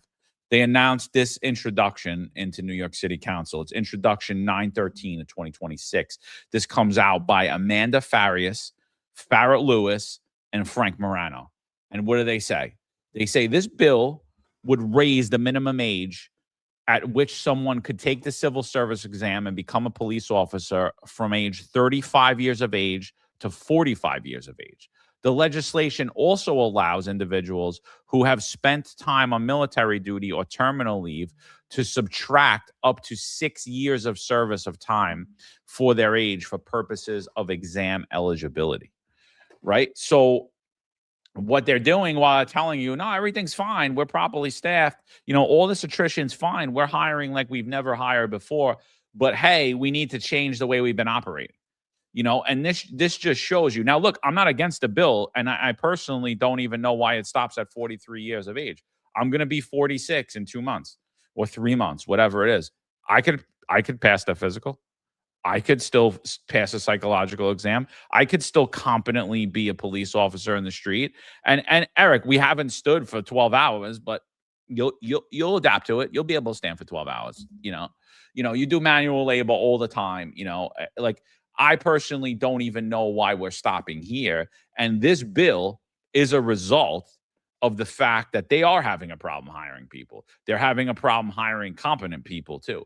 And so they're doing this. And at the same time, on the state level, they have a bill. They have two bills on the floor. One bill they want to change the mandatory retirement age from 63 to 65. And the other bill that they have on the floor in the assembly is they want to do away with the mandatory retirement age altogether. And none of this would be happening if you had a competently staffed, fully staffed New York City Police Department. Why would all of a sudden they just wake up and say, hey, we got to lower the college credits. Hey, we got to lower the age that you have to be to take the job. Hey, we got to make that people that are older be able to take the job. And now, again, I support this bill. I think that the 43 years of age, it should be raised much higher. I don't see why you can't take this job at any point. I don't see why retired officers can't come back and start working again. I don't see why we're not doing any of that. These are options that should have been explored because all of this has been done in the past. And the reason that they're doing it now is because you're looking at a weakened, diminished New York City Police Department, but you're believing the lie. No, it's all your perception. The reality is we're doing fine.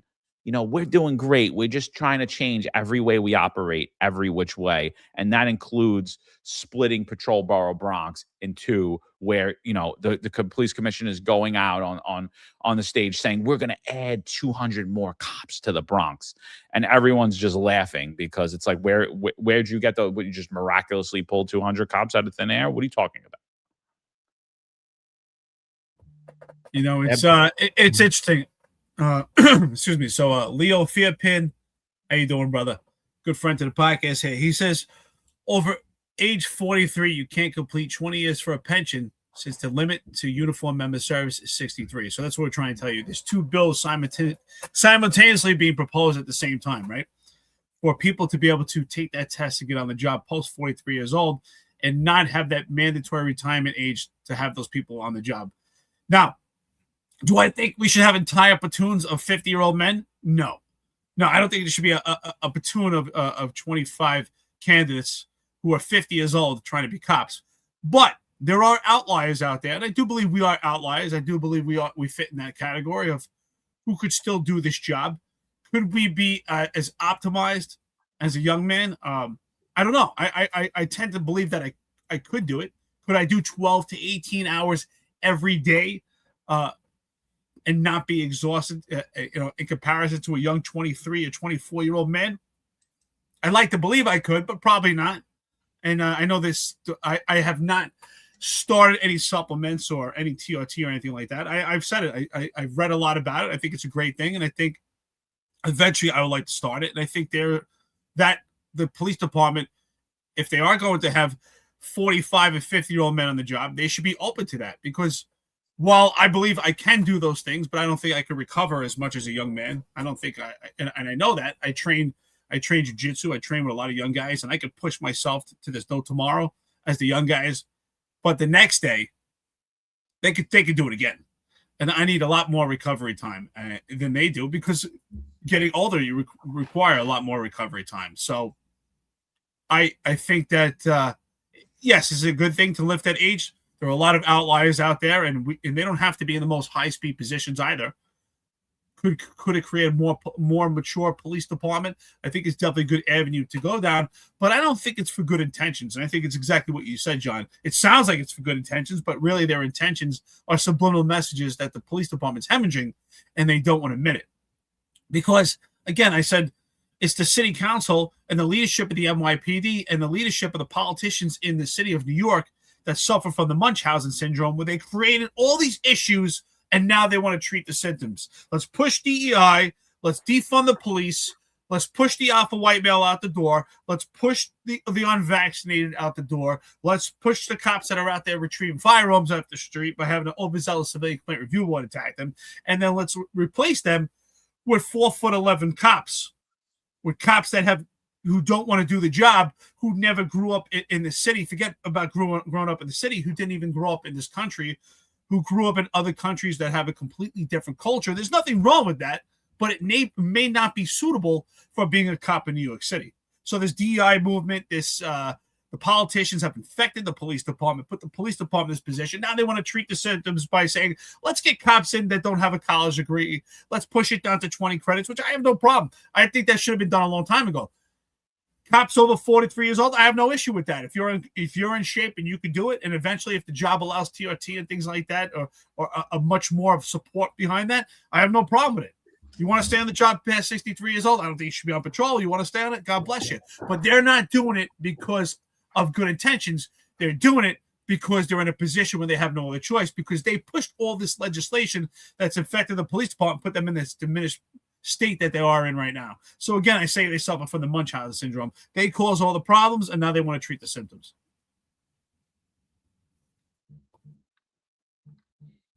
Yeah, what was I gonna say? I didn't know about that bill, but it shouldn't surprise anybody. I think this is coming nationwide. A lot of police departments are gonna be raising their age. Yeah. I think this is a nationwide when it comes to the aspect of finding people who want to become cops, that's a nationwide problem. Budgeting is a big blue city problem. But I didn't know that bill existed, and I find that very interesting. I also find it interesting that they'd rather hire new people than to ask the people who left to come back, or square things up with the people who are retiring and see if you can encourage them to stay a little bit longer. I find that very interesting. I also find it interesting they won't call us back. The people who you're fired or you're forced to leave from the job. You could easily do that, right? But they hate us so much that they don't want to do that. And I think that part is actually funny.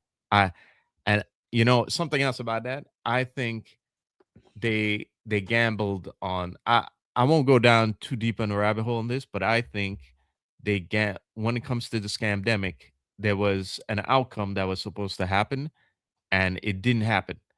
And now they don't know what to do. And I think that's part of the reason why they hate us so much, because they expected everybody to go along with the scamdemic, and they poured so much money into propaganda, and you remember all the BS that were going on, all the pictures of people bringing people into a hospital with body bags, and oh my God, the bodies are piling up, and all that BS. They poured so much into that because they expected a certain outcome, and it didn't happen. And now they're like, what do we do? What do we do now? And that's part of the reason why they hate us so much, because we stood up to them and we told them F you, and they just couldn't believe that you would have gotten people who were going to push back. And it's not just us, but you see like half of America did that as well. And now most people agree that that was a scam, and it was a failure, and most people see the consequences on their cities, because cities have not recovered. Okay, there are a lot of small businesses that got shuttered and closed and left, and there is a exodus that started in places like California and New York, and it's continuing now, and it's elevated to the point where you have elites like Ken Griffin and even Jeff Bezos said it on a recent interview about the BS in New York. And so when you get to the point of elites who are taking their businesses, like Ken Griffin did from Chicago and moved it to South Florida, it's not just like the plebs on the street. So I think this is pretty hilarious that they're going through all of this now rather than to just simply call us back to work. But so here's the thing though. Like, one, I think we should 100%. We should have never even been out of work. That was the most insane suicidal thing I've ever seen in my life. Yeah. I was like, wait, so you're gonna take all the guys with integrity, with competence, with experience, with nothing in their background, you're gonna fire those guys and force them off the job? You're gonna get rid of all the guys with integrity, and you're gonna keep all the fucking cowards? Oh, that should work out. That should work out great for you. How did it work out? How do those bosses, those leaders look now? How'd that work out? Because it looks like you got a real integrity problem in the NYPD, and we kind of seen that really get highlighted during the Adams administration, right? We've kind of seen who really is a leader of men in the police department, and the answer is absolutely fucking nobody. You forced all those people out; they're all gone. So that's one. And sorry for who's offended by it, but you should be, because the truth sucks. It really does. It hurts. It hurts so bad. So that's one. The other thing is, why wouldn't you ever, as a competent police department, why wouldn't you ever have an option where retirees could come back to work. We were doing it in the 1800s. Why wouldn't we do it now? You know, they were calling guys back, putting them on, allowing them to contribute further into their pension. What do you care? If you need people, you need people. Oh, no, you're retired. You can't come back in. Why? But Louis Molina could be out of the New York City Police Department for 10 years, work for DCAS, put himself as a chief in the Internal Affairs Bureau, right? And contribute to his pension and retire instead of his third grade detective salary from 10 years ago. He could retire with his DCAS commissioner salary. How does that work? How many people could you have brought back, retirees, that you could actually had that actually contributed something instead of just protected the grift for them and their friends? You know, how many people could you have hired back if you would have just got rid of all this pension corruption that we're seeing from the way tippy top of the upper echelon of the NYPD, who all of them get out on disability pensions. None of them have surgeries. They all get their disability pensions like this. We get cops with serious physical injuries, and they wait years and years and years until they receive disability pensions, and they receive a diminished disability pension because they wait until all their overtime expires before they get it, right? And so why wouldn't you be in that position? And then the other thing is, you have a guy 45, 46, 47, 50. Okay, even if the mandatory retirement age is 63, you're coming on knowing, hey, look, you could only serve 13 years. This is the pension that you're going to be eligible for at 13 years. You're going to be eligible for a vested pension. It would be calculated at 38% of whatever your last year's salary, whatever it is at the 13-year mark. Why wouldn't you do that? There's people that would sign up. They're still going to get a pension. They're still going to get health benefits for life. Why wouldn't you take that guy? He's healthy. Where does it say you have to do a 20-year pension? It doesn't say it anywhere. Where does it say you have to complete 20 years? Doesn't say it anywhere. That's why they have the vested options.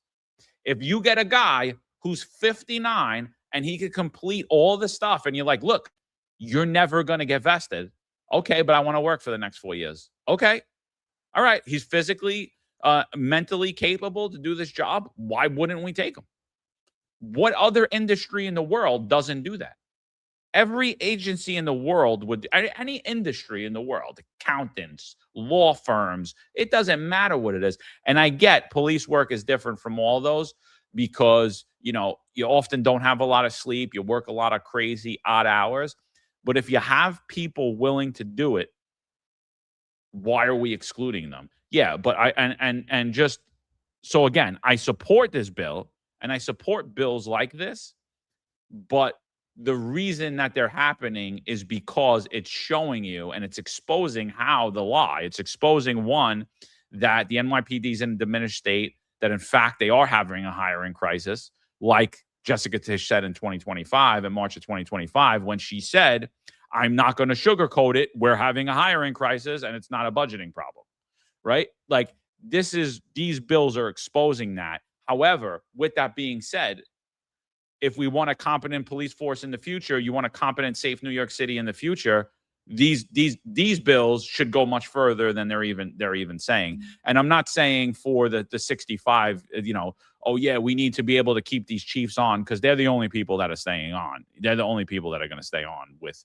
you know, raising the age, right? They've sued in the past. I could work past 63, you know. So I'm not even talking about working past 63. Maybe you keep that mandatory retirement age, do themselves a favor so they can enjoy some of their life before they drop dead.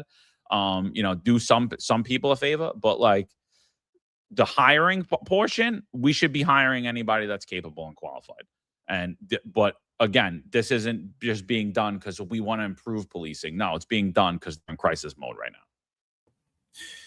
So one thing you don't see in the NYPD is something that I saw nationwide. I've been traveling by RV for almost 4 years, and I've seen this throughout the entire country. And I saw it even more prevalent when I went down with the NYPD to Hurricane Katrina, when I went down to New Orleans. And that's having police officers either part-time or on a seasonal basis. And you see that often in other police departments. Why don't we see that in New York City? I don't see why wouldn't you? There's plenty of retired guys who are already trained, who still maintain a level of physical fitness, who are still mentally sharp, who can work on a seasonal basis, such as the summer or maybe during the winter time when you have Christmas and New Year's and a lot of robberies going on. Why don't we hire cops on a seasonal basis or part-time? I don't see anything wrong with hiring retired cops who are already trained. They have their HR 218, and to hire them on a part-time basis. And I see it throughout the entire country. I see cops in sheriff's office throughout the entire country working on a part-time basis, or they work on a seasonal basis. A lot of them retired. Some of them are not retired. They just they pass the requirements and they work on a part-time or seasonal basis.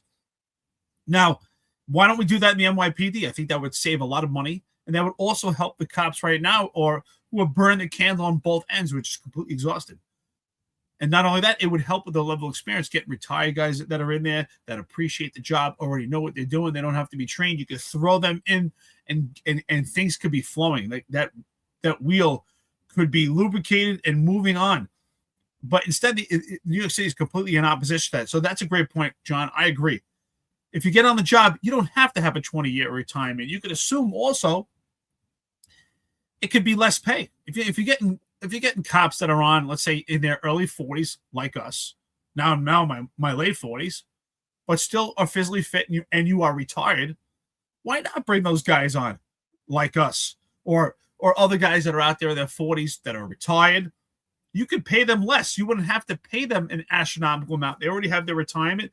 They would, for many cops that are retired, they'd be happy just to be occupied doing law enforcement, having some connection to law enforcement, doing the job. They already have a pension, so a lower pay rate per hour would be suffice. And I think the cops would be just fine with that. And you don't have to have a 20-year retirement. I think that's a good point, John. You can get on the job with the understanding that, hey, you only have so many years left. Here's what you're entitled to, right? 2% every year or whatever the case is. It gets some type of vested pension.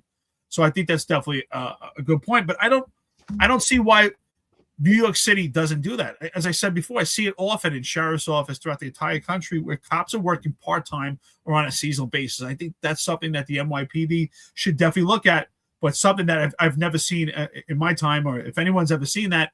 I know you said the 1800s, that's true, that retired guys would work. Why not now? What makes anything different? I think that would be a good idea. I think this is a fascinating discussion, because I think this is actually a great idea, to be honest with you. If there was a way to transition guys, active guys who hit their 20 and they said, you know what, I don't want to be here I don't want to be here 7 days a week. You know what, I'll retire and I'll stay on as like a reserve. Yeah, why not? I think that'd be a great idea. A lot of guys would do it. Why the hell not? You want to stay in the policing, but you're older. You also want to spend time with your family. You've done your time. You're maybe a little bit burnt out, but I think that'd be a great idea. The problem is though that we have you have an issue of budget versus agenda again, and I think that's the problem, because the budget says, well, we'll take the old guys, we'll take the old guys who are seasoned by age and wisdom, and the wisdom that comes with age. And these guys may be, they may be able to deal with the public in a way that the young guy wouldn't. These guys would bring wisdom to the job from having careers in other places. But the agenda says we don't want the old guys because those old guys aren't malleable. We want the young, dumb rookie who doesn't have any life experience, who, is going to need to wait around for the boss to come and show up and tell him what to do on the job. We want the young, malleable rookie who's going to absorb all the bullshit, progressive, woke stuff we're gonna show them on the NYPD videos and tell them that's training, whereas the old guy would be like, this is bullshit, this doesn't work in reality, I've had 20 years in so and so career, that shit doesn't work. So I think it's an issue of budget versus agenda, because that idea of having like a reserve, a contingent of reserve cops who've already done their 20 would be great for the budget.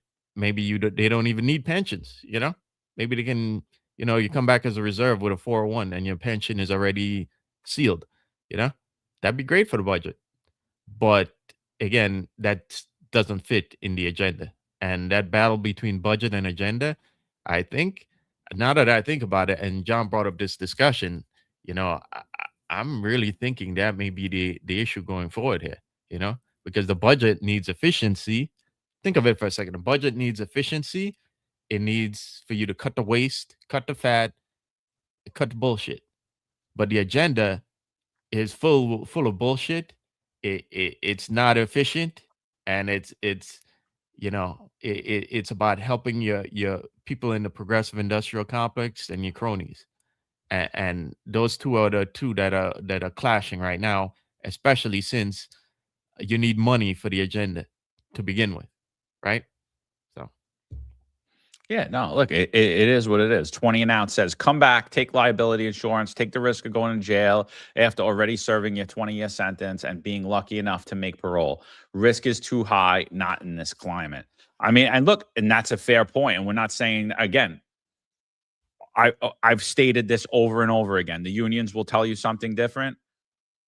People are not leaving for better pay. They're not leaving for better pay. They're not leaving for better pay or benefits. New York City pension system, NYPD pension system is unbelievable. You're not going to get a pension like that anywhere in the world. People give up a lot of benefits and a lot of pension benefits and retirement benefits to leave to go elsewhere, and they leave because of quality of life. So I've said over and over again, until you fix the internals in the NYPD, there's no amount of money that's going to fix what's happening in the NYPD. This is just one solution, Marlon, of what could be done to help hire. Is it going to fix the attrition rate? Absolutely not. I mean, it might help because you're going to hire. You're going to be just have an influx of people, but that doesn't mean you're going to have a good, competent agency, because are you going to be able to keep those people on? Are you going to be able to keep that guy staying, working longer? Does he want to come back? Does he want to be effective? Those are issues that are there. So Hunter asked, will we be willing to come back in part-time or seasonally? Absolutely not. If I come back, I want to be paid what I'm worth, and I'm worth probably triple whatever they paid Kaz Daughtry. Whatever Eric Adams paid, I'm worth 20 times that. So I want to be compensated for my experience, my knowledge, my competency, and what I bring to the table. So whatever Kaz Daughtry's pension is, I want at least double that. So whatever you have to do to get my salary that, if you want me to come back for that, I will. I'll come back. We'll put in competent solutions and we'll fix what the hell's happening. But I'm not going to come back and work part-time and have some idiot like Chief Edwards tell me, don't worry, I'm not going to call anybody in here, and you're probably going to get blown up today. But, they don't want this and they don't want that, and we don't want it to look bad. And, we don't want to get everybody in here. We want everything to look good, and put this light blue shirt on, and don't wear your vest, and don't let anyone see your nightstick, and don't wear gloves, and don't put your helmet on, even though they're throwing shit at us, because, they don't like it. So would I rush back? No, I wouldn't rush back. There's things that need to be fixed. And obviously, I wouldn't go back into a very vindictive agency with weak leaders where there will 100% target us. You know what I mean? They've targeted us in retirement. Why wouldn't they target us if we were on the job? So there's a lot of factors that go. The only way I return to the New York City Police Department is in a position of very high leadership where basically they can't touch me. Yeah. So the answer for me is I would absolutely not return in any facet. I don't want any part of the police department. I'm happy podcasting and doing other stuff that I'm doing. I'm happy traveling. Frankly, one of the big reasons I wouldn't go back is I just don't want to live in New York City anymore. I love New York City, what it was. I grew up in New York City. I was a New York City kid. I was full of grit. I grew up in some rough neighborhoods. I loved it. I really did. But at this point in my life, I don't want to live in New York City anymore. I want to travel. Maybe go overseas again. That's definitely something I think about often. Right now, I'm traveling throughout the states, but eventually go somewhere overseas. I enjoy it. Your money goes a lot further. But as far as working the NYPD, would I want to be a cop? Well, I'll tell you right now, to be honest, even being coined as the most complaint cop, I've had offers throughout the entire country through my travels for different jobs where I've actually met some sheriff's departments that are out there in some small towns where being the most complaint cop, they're like, we'll hire you today. We love it. That means you're out there doing police work. So I've turned them down. I've had numerous opportunities. I'm not interested. I've had other interested also to take some political positions within police departments of the country. I don't want it. And I've also had police departments look at me like, we wouldn't even touch you with a 10-foot pole because your coin is the most complaint cop. So I've seen both sides of the coin. And obviously those are mostly blue cities. I've even seen it in the private sector, the private industry, like executive protection, stuff like that. Would be like, oh, they scrub my name and they see most complaint cop. That's why it's important to understand the 58 does affect you. But as far as working the NYPD, would I want to do it? If I was in New York City, maybe a couple days as a goof, but to actually do it part-time, no.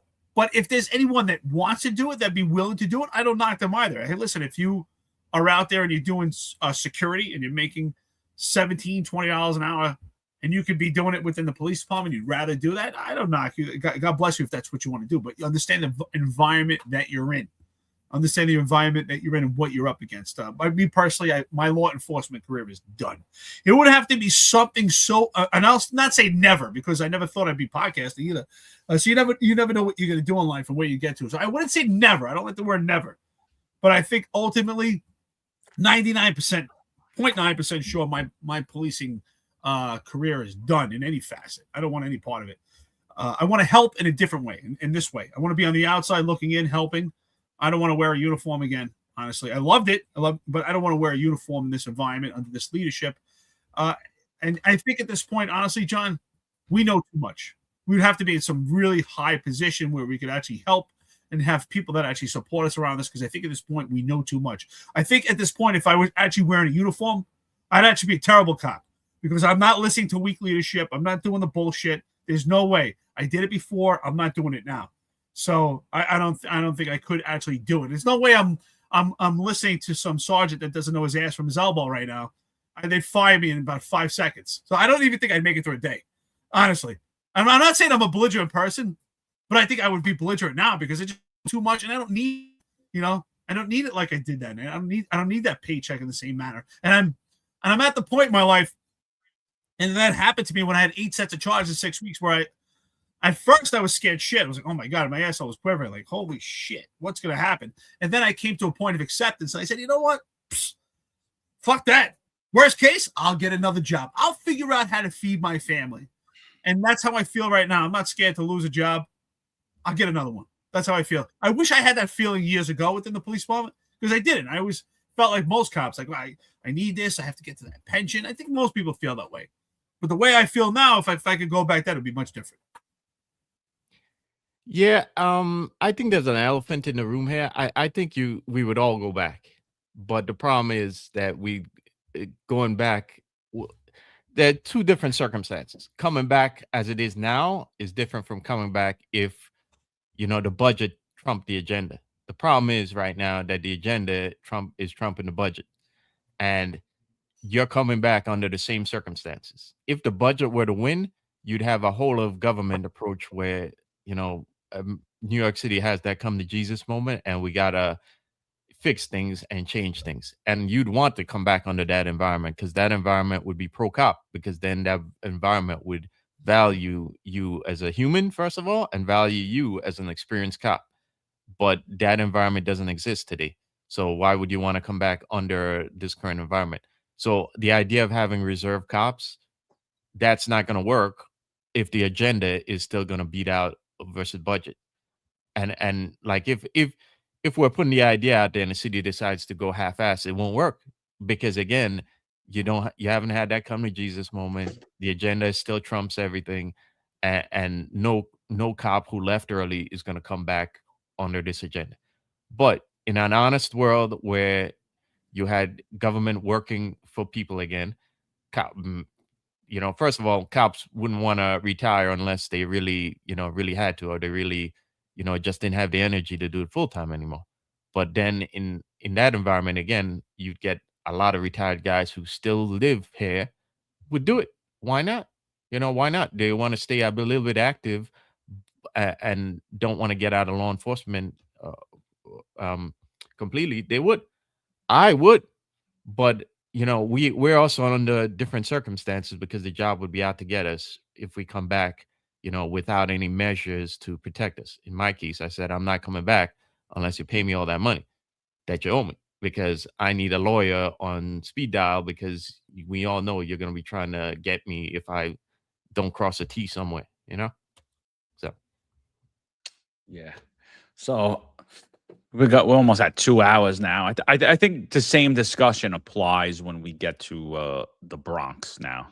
Splitting the Bronx in two. Rob Lukash put out a video on Instagram. Make sure you check that out. I shared it on my Instagram, so you should be able to see it.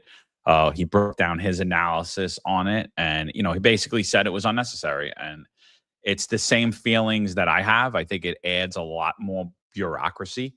You add another borough, and you add a ton of admin positions. And apparently, we're adding 200 cops here.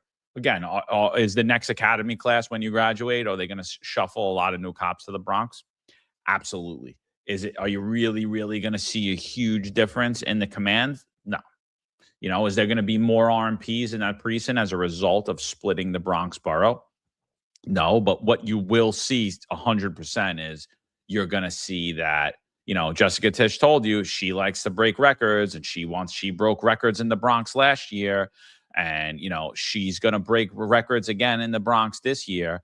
And so I'll play a little bit of a video, but I want you to remember that in April of this year, murder in the Bronx, 2026 year to date, murder was up 14%. Transit crime was up 38%. Housing crime was up 6.15%. Shooting victims were up 22.8%. Shooting incidents were up 13.7%. Hate crimes were up 225%. So this is her at the unveiling of the new Bronx borough commands, Bronx North and Bronx South. So here we go. Listen to what she has to say. Good morning, everyone.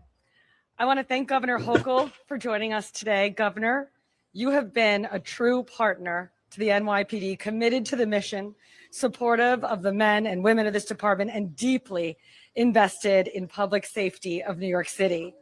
I also want to thank Mayor Mamdani for his leadership and for recognizing the importance of this moment for the Bronx and for this department. Mr. Mayor, thank you so much for being here.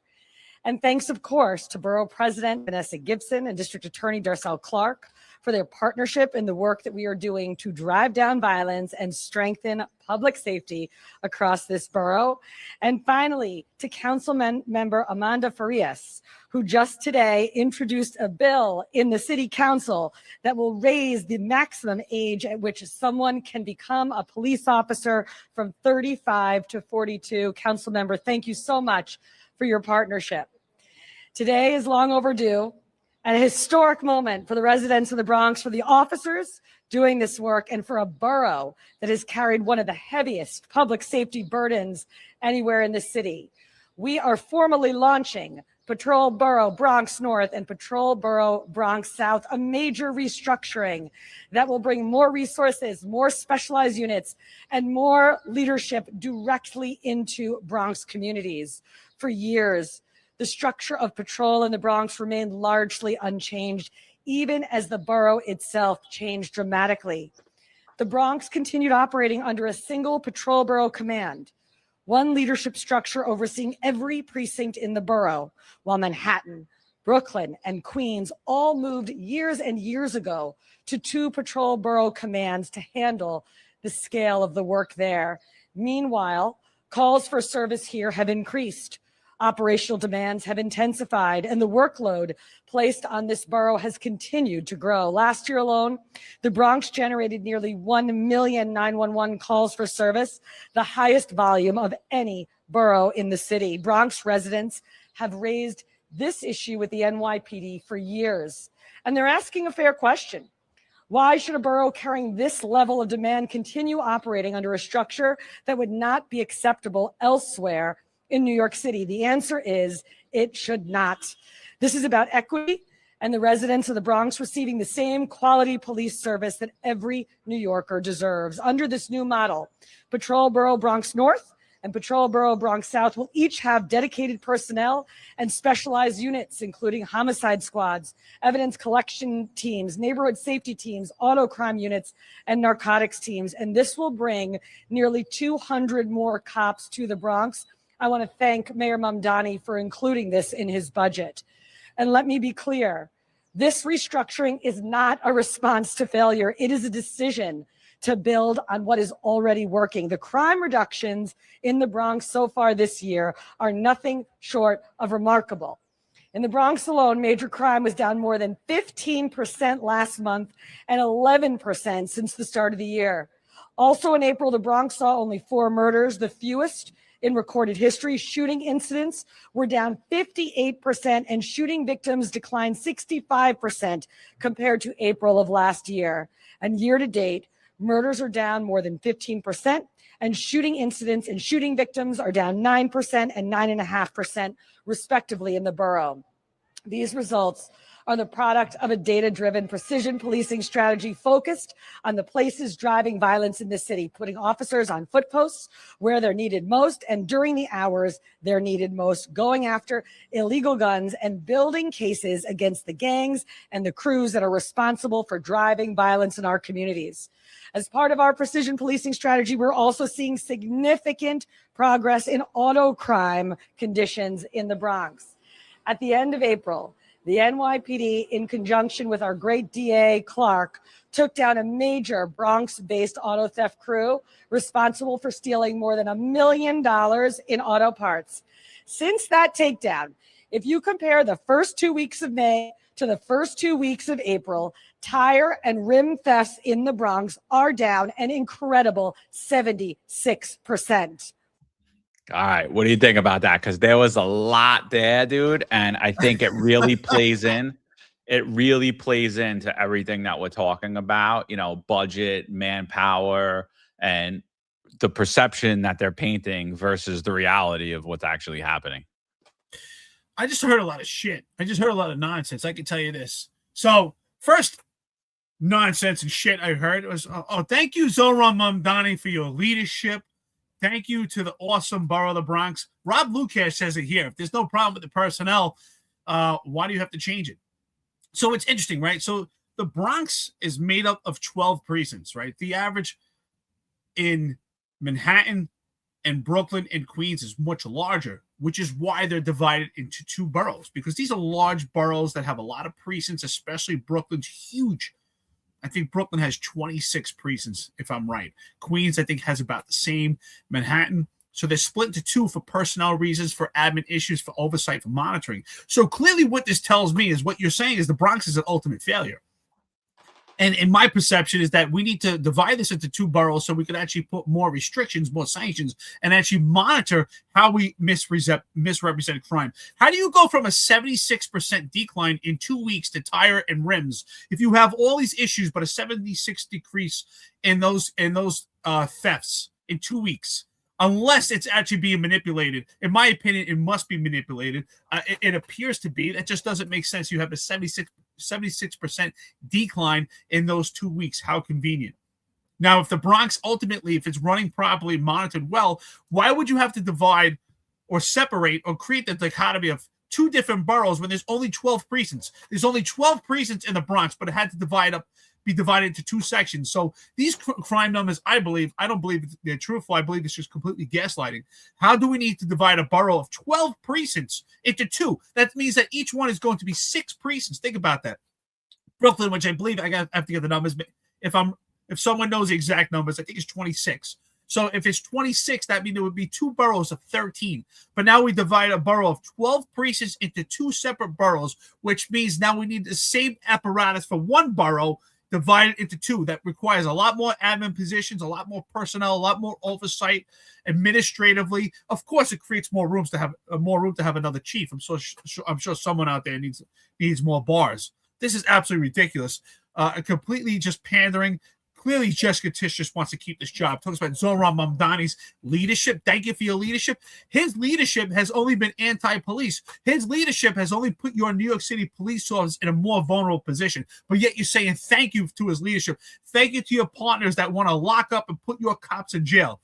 I just heard so much bullshit and nonsense. We can go on for hours. There's so much to tear apart in that speech that she put out there. Just complete budget. Complete garbage. You're exactly right, John. That goes into the budget. That goes into administrative failures. That goes to perception, the perception narrative. I want to see those reports or lack of reports. How do we go from a 76% decline in thefts and rims? I can tell you this. I'm not an auto crime expert, but I can tell you this. Auto crime cases are really tough to solve and usually go on for weeks and months. And clearly, I heard a lot of information, and to me, that solidifies it even more. Numerous cops have told me in the Bronx that if there are several incidents on one block or a particular area, they'll document it on one complete report and not document the other ones and say it's one incident.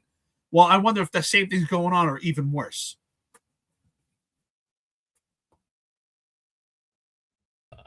Yeah, Modern Samurai, that's man, that collar brass, you know. You know, I have I have questions about all of this. I don't necessarily disagree with splitting the Bronx, but I question the timing of it, you know, because we talked about it before that. Well, I said that because the city's going to have budget problems, you know, and that affects a lot of things, right?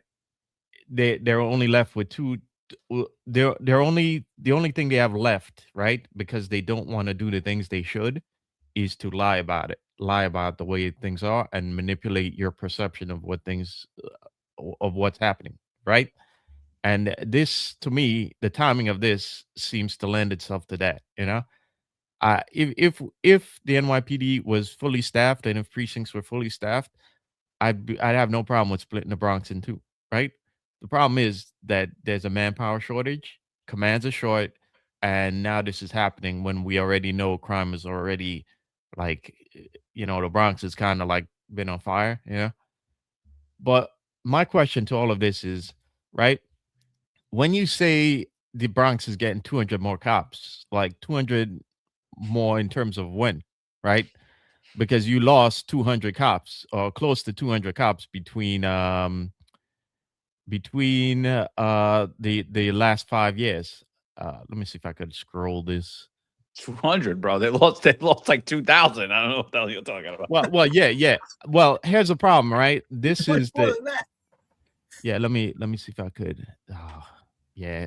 200 is a spit in the windshield here. Yeah, I'm trying to pull up the numbers for you guys, but you know, there's only so much you can show on this PDF. But basically, this is from the NYPD's the open data portal for the city, and there's a lot of things screwy about this. For instance, Manhattan. Look at the numbers for Manhattan, right? And look, the first column to the your right is the column of the number of officers that have left. And why does Manhattan have so much? I think for some reason the department is putting every cop that leaves under Manhattan as though they're leaving out of 1PP. And I think it's kind of skewing these numbers here. But you can see it's certainly skewing Manhattan numbers, that's for sure, right? But if you look at the number of cops that are in the Bronx, like the last 3 years, you can it's very interesting. And if you go back further than that, it's from in 2021 the Bronx had 5,247. So between 2021 and now you can see the Bronx has lost a lot, and it's even higher when you go back to 2019. 2019 they had 5,386. 2018 they had 5,463. And so in 2017 they had 5,470. So when we're saying the Bronx is getting 200 more cops, 200 in terms of when, you know, like 200 in terms of, okay, maybe last year, okay, but even so in 2014 the Bronx had 4,874, 878, and you know, so I have a lot of questions about the timing of all of this, you know. I think it's the job playing, you know, propagandizing what's happening and trying to, you know, trying to obfuscate what's actually going down. Well, first of all, I think that, you know, again, we right now we're in the administration, in the Jessica Tisch administration, of myth building. So we need to myth build. We're at historic lows. What did I do in my term that was significant, right? What did I do? I brought equity to the people of the Bronx. You know, I made numbers. I make history. That's what I do. And I plan on making history again. I find it funny that the public safety chair of New York City Council, Oswald Feliz, wasn't there because he actually pushed back and wanted to know about actually what was happening in the Bronx. You know what I mean? As far as the major crime rates were happening. So it's funny. He's a Bronx City Council person, yet he wasn't invited to this massive grand plan undertaking that's going to provide equity to the people of the Bronx. And if, you know, and like Rob Lukács said, if everything is as stated, what's the need for this? I mean, it's the same hypocrisy that we're hearing about the hiring. You know, everything's great. We're doing great, but we're going to change all the rules around hiring, lower all the standards, raise the age to that you have to leave, lower the age where you could come on, lower the requirements needed to come on. And it's that same hypocrisy here. Everything's great in the Bronx. You know, everything's great in the Bronx, but the people of the Bronx deserve what the same level of service that the other people have. Oh, so they weren't getting that service? Oh, so the Bronx borough CO sucked? All the commanders that you have in there, they sucked? Is that what you're saying? And now all of a sudden we split them in half and everything's all better? Well, no, things aren't all better. You know what happens is you split the Bronx in half. What did you really split in half? Besides the manpower. And by the way, 2 people that resigned yesterday, one was a sergeant from Patrol Borough Bronx North or South, I can't remember, and another kid was from the 4th precinct. So there goes 2 of your 200 already. But besides splitting that in half, you split your crime numbers in half. You just literally cut crime in half like this. You want to talk about making history? We just made history, and all we did was a stroke of the pen. We changed nothing. We solved nothing. We made nothing safer. But hey, crime's down. It's at historic lows. I plan on making history this year too, and she just did. She just made history. Forget all the crime numbers I read to you prior to her speech. Forget everything I just told you. All of those numbers are cut in half by Patrol Borough Bronx, Patrol Borough South. They literally halved it. And again, I think that this is total myth building in preparation for her exit. And that's all this is. It's a joke. It doesn't provide equity to anyone. And if we're going to be providing equity to the Bronx, how about we provide some equity to Staten Island as well, who has the same amount of cops today as they did in 1960 when the borough was half the size that it is now. The population was half the size that it was in 1960, was half the size in 1960. Today, the population of Staten Island has exploded, and you have less cops today than you did in 1960. But we want to talk about equity. We want to talk about safety. We want to talk about all the great things we did in the Bronx. We did such a great job, but we have to change the entire way that we've been operating in the Bronx. It's myth building. That's all it is. And what it does also, it affects the entire NYPD on when it comes to staff levels, right? So think about this. Now that it's 2 boroughs, we need more chiefs, more titles, more desks. And you ready for this one? More meetings and more stats. Sure. Because not only now we're going to go down to CompStat. 1 week it's going to be Bronx North, and then the next week it's going to be Bronx South. So now it affects the entire staff levels. Now we need more staff members at one police plaza also, because there's staff members that are going to monitor Bronx North. Some are going to monitor Bronx South. And why would we need to do that? As I said earlier, it's only 12 precincts. And the average borough is 12 precincts, right? I think someone put in here in the chat that Manhattan's 12. I think Manhattan's 12 or 13, or same thing for Brooklyn South, Brooklyn North, Queens. I think they're all 12 or 13. But now we divided the Bronx into 2 boroughs. So why would Staten Island be any different? Why don't we divide Staten Island into 2? Even though it's only 4 precincts, why don't we split up into Staten Island North and Staten Island South? Why would it be any different? If this is so effective in the Bronx, and why would Staten Island be any different? If this is so effective on change of personnel, why don't we do it across the board? Why don't we do it in Staten Island, especially a place like Staten Island where the manpower is extremely low? And as John and myself and Marlon told you on a prior episode, the numbers in Staten Island are equivalent to what they had in 1960. And if anyone tells me, excuse me, you want to call Staten Island Jersey, I heard people say that often, but if you think Staten Island and population density or just appearance of it is the same borough it was in 1960, clearly you haven't driven over the Verrazano Bridge and you haven't paid the toll yet. Staten Island clearly is a cousin version of Brooklyn. There's no doubt about it. It requires more cops. It requires more service. So why are we splitting that up into two? So here again, as I said, in the Bronx, what it creates is more chiefs, more titles, more meetings, more stats, more drag down for these admin positions. So if they could bring in 200 more cops, in reality is they probably need 1,000 more. And where are you getting that 1,000? Because now you have all these menial positions. You're going to have more chiefs and more meetings. And meetings after meetings. That's definitely what's going to happen now, right? The comp stat sheet's going to change because you're going to have Bronx North, Bronx South. You're going to have more stats, and that changed for everything, right? Your narcotics, right? It's not only going to be, you're going to have narcotics Bronx North, narcotics Bronx South. So now we need commanding officers for each. This creates a lot more admin positions, a lot more chiefs, a lot more titles. There's a lot of people waiting in line, right? They're seething away like, oh, this is great. I know someone good. They might make me a chief, or I might become a commanding officer of another unit right now that they created 2 boroughs. And John, great point, brother. I think she wants to have some form, some legacy to the NYPD and say, hey, this is her history, right? This is her mark she left in the PD, because we know the mark that she left with the phones, that was a disaster. The phones didn't even work, the data that she put out. But now she could say she created the 2 boroughs. So I just want to say, if anyone thinks I'm crazy, say it. If the Bronx is going to be divided up into 2 boroughs, why aren't we doing it with Staten Island? Let's have a Staten Island North and a Staten Island South. If it's so effective, why not? It shouldn't matter how many precincts there are, because apparently it works in the Bronx where there's 12 precincts. Now it's going to be Bronx North and Bronx South will be 6 apiece. Does it make any sense? I think we should do it in Staten Island too. Staten Island North, Staten Island South. Where you go? Are you coming? Well, let's go back to the chart for a second. Yeah, I don't know if you guys could see this, but Nah. Yeah, I'm lucky I could see you, bro. You think I'm reading that? yeah. Oh, let me get my glasses, brother. Listen, I got my glasses, dude. I'm at that point, man. I need them. Yeah, it sucks. Sorry, guys. We got to figure out like eventually when we have like a studio, I'll have like a whiteboard or something there, you know.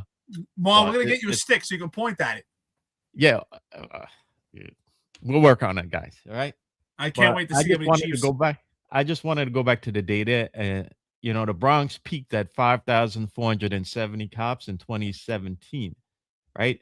So now, as of 2025, I don't have the 2026 data yet, but 2025, the Bronx finished with just 5,018 cops. So the Bronx is down 400 and change officers right now, right? Now,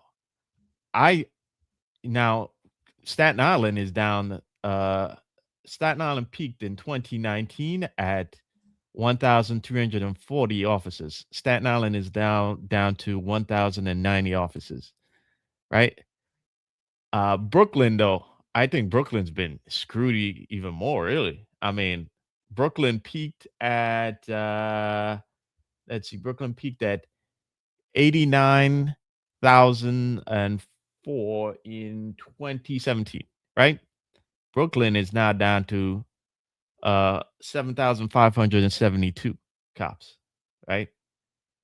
So very interestingly enough, Queens, though, is actually up a lot in a lot of cops, and that's another rabbit hole to go down, And which community have we seen New York City pandering to right now? And where's that community primarily in? Right? Which communities, right? But this goes back to what we're saying, that you're telling me you're adding more cops to the Bronx. Like, are you adding more cops, or are you putting back the cops that there should be there? Because we've seen crime spike since the 2010s, right? And especially in places like the Bronx. So are you telling me you're adding more cops, or are you telling me that you're setting things back to how they were? And we talked about Staten Island being screwed before, and it clearly looks to me that Staten Island's kind of being screwed. I'd love to take a look at the numbers in 2026 and see how much more cops Staten Island's gonna lose because of this now. So It's insane, dude. They're down about 30% since 2019. It's insane. And they were understaffed then. When I was in the academy, when I was in the academy, I was like, I'm not going to work on Staten Island. I just know way too many people. I don't want to work on Staten Island. So when we got our dream sheets, I put all Brooklyn. But one weekend, I was like driving with my girlfriend at the time, and I passed a 122 precinct, and there's a big protest. We need more cops on Staten Island. And it was like right towards the end of graduating. She's like, do you think they're going to send you to Staten Island? And I was like, nah, I don't want to go to Staten Island. I want to go to Brooklyn. I don't want to work here. You know, I know too many people. And sure enough, I put on my dream sheet all Brooklyn. When it came down to it, they sent me to Staten Island. So it's always been an issue in Staten Island where they need more cops. But now that since that point, the population has exploded and there's less cops now than there was then. You know, so it's insane. And you're showing numbers of the boroughs and people are looking at that going, oh, wow, they got 7,000 cops in Queens. That's not 7,000 cops in precincts. Yeah, those numbers aren't broken true. out by precincts. It's true. They're broken out by where their command code is assigned. So you got probably a few hundred sergeants assigned across internal affairs that are in Queens commands that they're listed in those numbers. You got people in emergency services, they're listed in those numbers. In every little group, including all of these boroughs that they work in now, where they never hit the street, those are included in those numbers. So, you know, that's the thing, you know. Reg Rocks is a big defender of this. He's like, why is this a bad thing for the community? No one on here said that this was a bad thing for the community. That's you projecting. We're asking the opposite question. Why is this a good thing for the community? And if everything you've been telling us is accurate, then why is this necessary? And those two questions will never be answered because, again, it is unnecessary.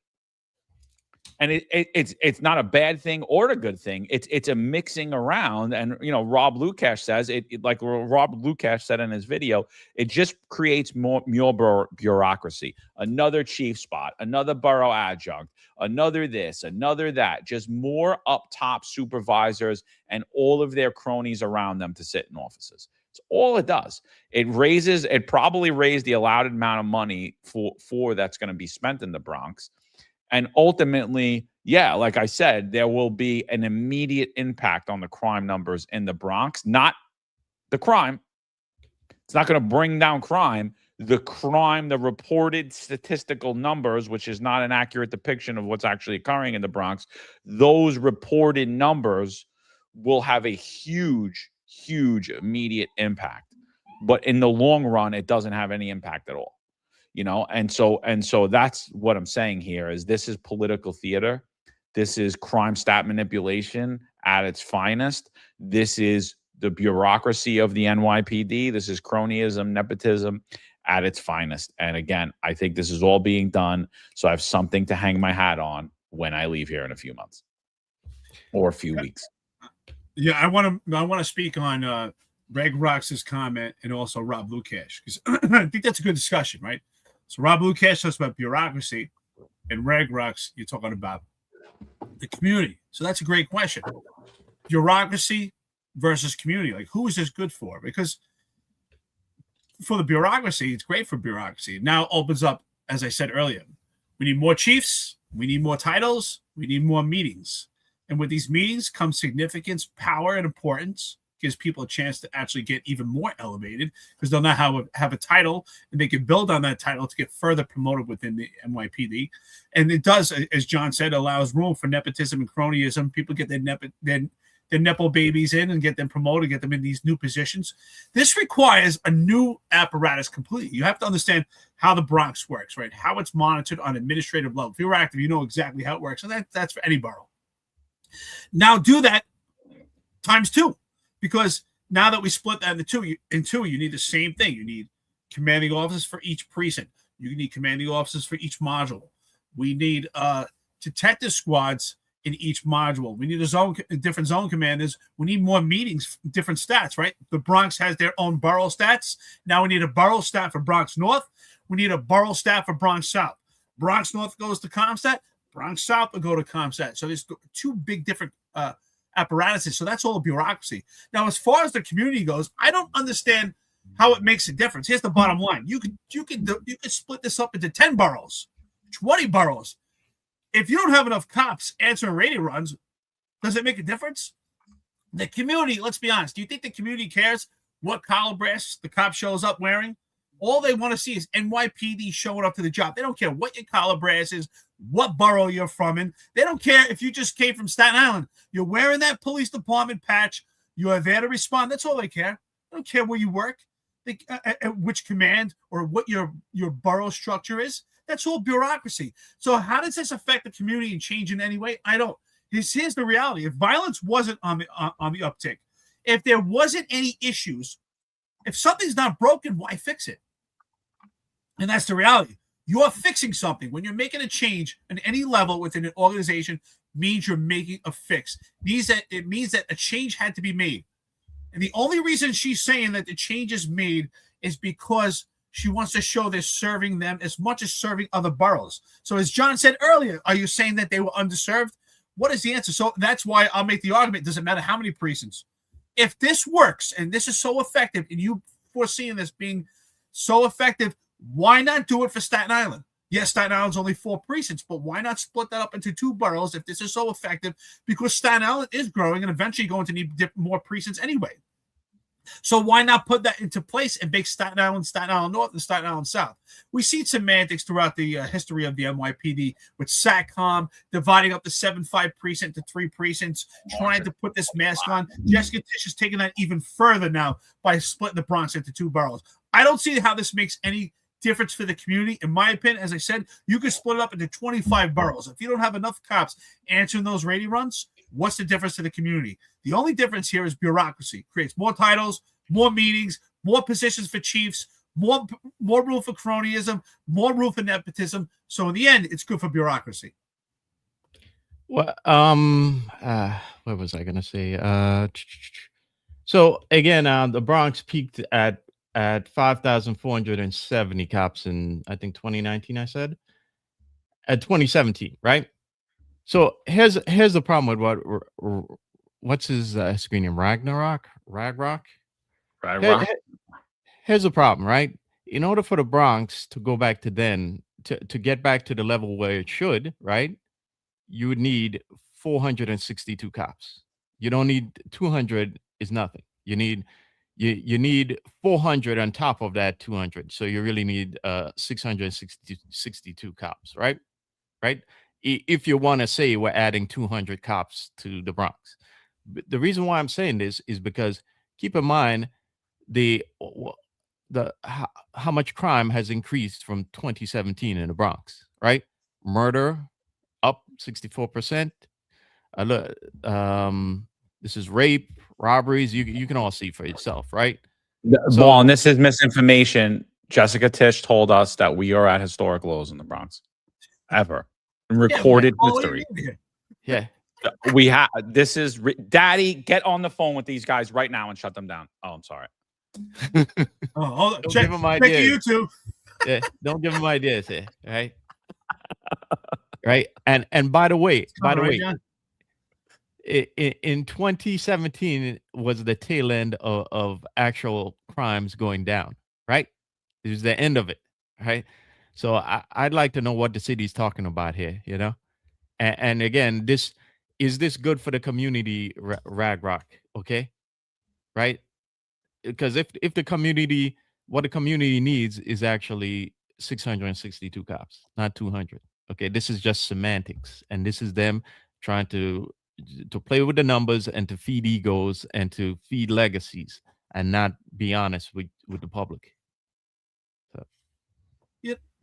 You know, I'm just curious, Ragrocks. When do we say it was bad? We're not saying it's bad. What we're asking this question is, how does it help? What I'm saying is it doesn't make any difference for the community.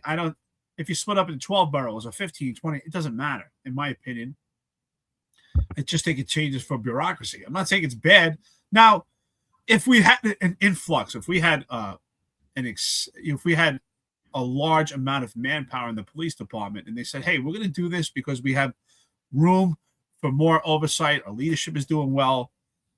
split it up, allows us to monitor it more, divide it up, and we have the personnel, then okay, then it makes sense. But we don't have the personnel right now. So it doesn't change anything for the community. This is only for the police department. And ultimately, as I said, if you had the manpower, then you have room for more administrative positions. You have room for more oversight, but you don't have that right now. So I don't think in any way, shape, or form, even if there was a large amount of manpower and this creates more administrative positions, how does it affect the community? Here's the ultimate, simplest answer. Question I have for you, Rex. Does splitting this up into two boroughs, does it change how many cops are actually on the street, patrolling those streets of the Bronx, keeping people safe? That's my simple question. Does it? Does this put more cops on the street? And I think we know the answer. No, that is 100%. That's exactly what we're saying here. And you know what, Ragrox, you got me thinking about it. And you know what? It is worse for the Bronx. And I'll get into that in a second. I just want to read out what Rob wrote. Rob writes, the only one who wins are the bosses getting promoted and the company that makes the collar brass. Nothing changes at the precinct level. And so what, to go back to your point, Ragrox, it's this, like, why is it worse? You know, we've been hearing since Bill de Blasio, Eric Adams, Zohran Mamdani, what'd they say? We're going to civilianize the police department. We're going to get more cops on the street. What does creating another borough do? It puts more cops in admin positions. It creates another wing of cops in admin positions, which is indirect. It's indirect. It's fighting with that idea that, no, we're going to have more cops on the street. Is it going to lower response times to 911 calls? I don't think so. Are you going to have more cops in your command? I don't think so. You're going to actually have less. So it will greatly affect the borough, and it'll be less money towards those things. And someone asked a question, and Mikey G, and it's a brilliant question because the answer is very devious. Does dividing the Bronx in half manipulate the voting for elected officials? It doesn't manipulate the voting, Mike. But here's what it does do. Why do you think all of those defund the police, far left, I hate the cops, every piece of legislation we write is anti-police? Why do you think all of a sudden they're all on board for this? Because now it myth builds for them. Look at all of the things I've done, and I've made it safer for you. I've created these two Bronx boroughs for you. We've created equity in the Bronx. It doesn't just help Jessica Tisch. It helps every lefty Democrat that failed this last decade. It helps all of them to stay elected. Does it manipulate the voting? Look, that's another thing that we should get into at some point because, you know, they have all these cops on the voting polls. They don't know what the fuck they're doing. They have no idea what they're doing. You know, what is their job? And I guarantee if you look at what their job is and what the NYPD actually does when they police elections, it's going to be two different things. They're going to actually have aided and abetted unknowingly because there is no training around that. And people don't even understand the history of it, why they're there, what they're doing there. So people love election detail, but they have no idea what it is that they're actually supposed to be doing because they're not doing it. So that's a discussion for another day, but it's not manipulating the voting numbers, but it certainly is giving these politicians a perception that they care about the community and they've helped lower crime. Yeah, I also think it feeds the progressive industrial complex, by the way, you know, because now you got two different boroughs, and I think these NGOs and community organizations are going to be all asking for more money now. So.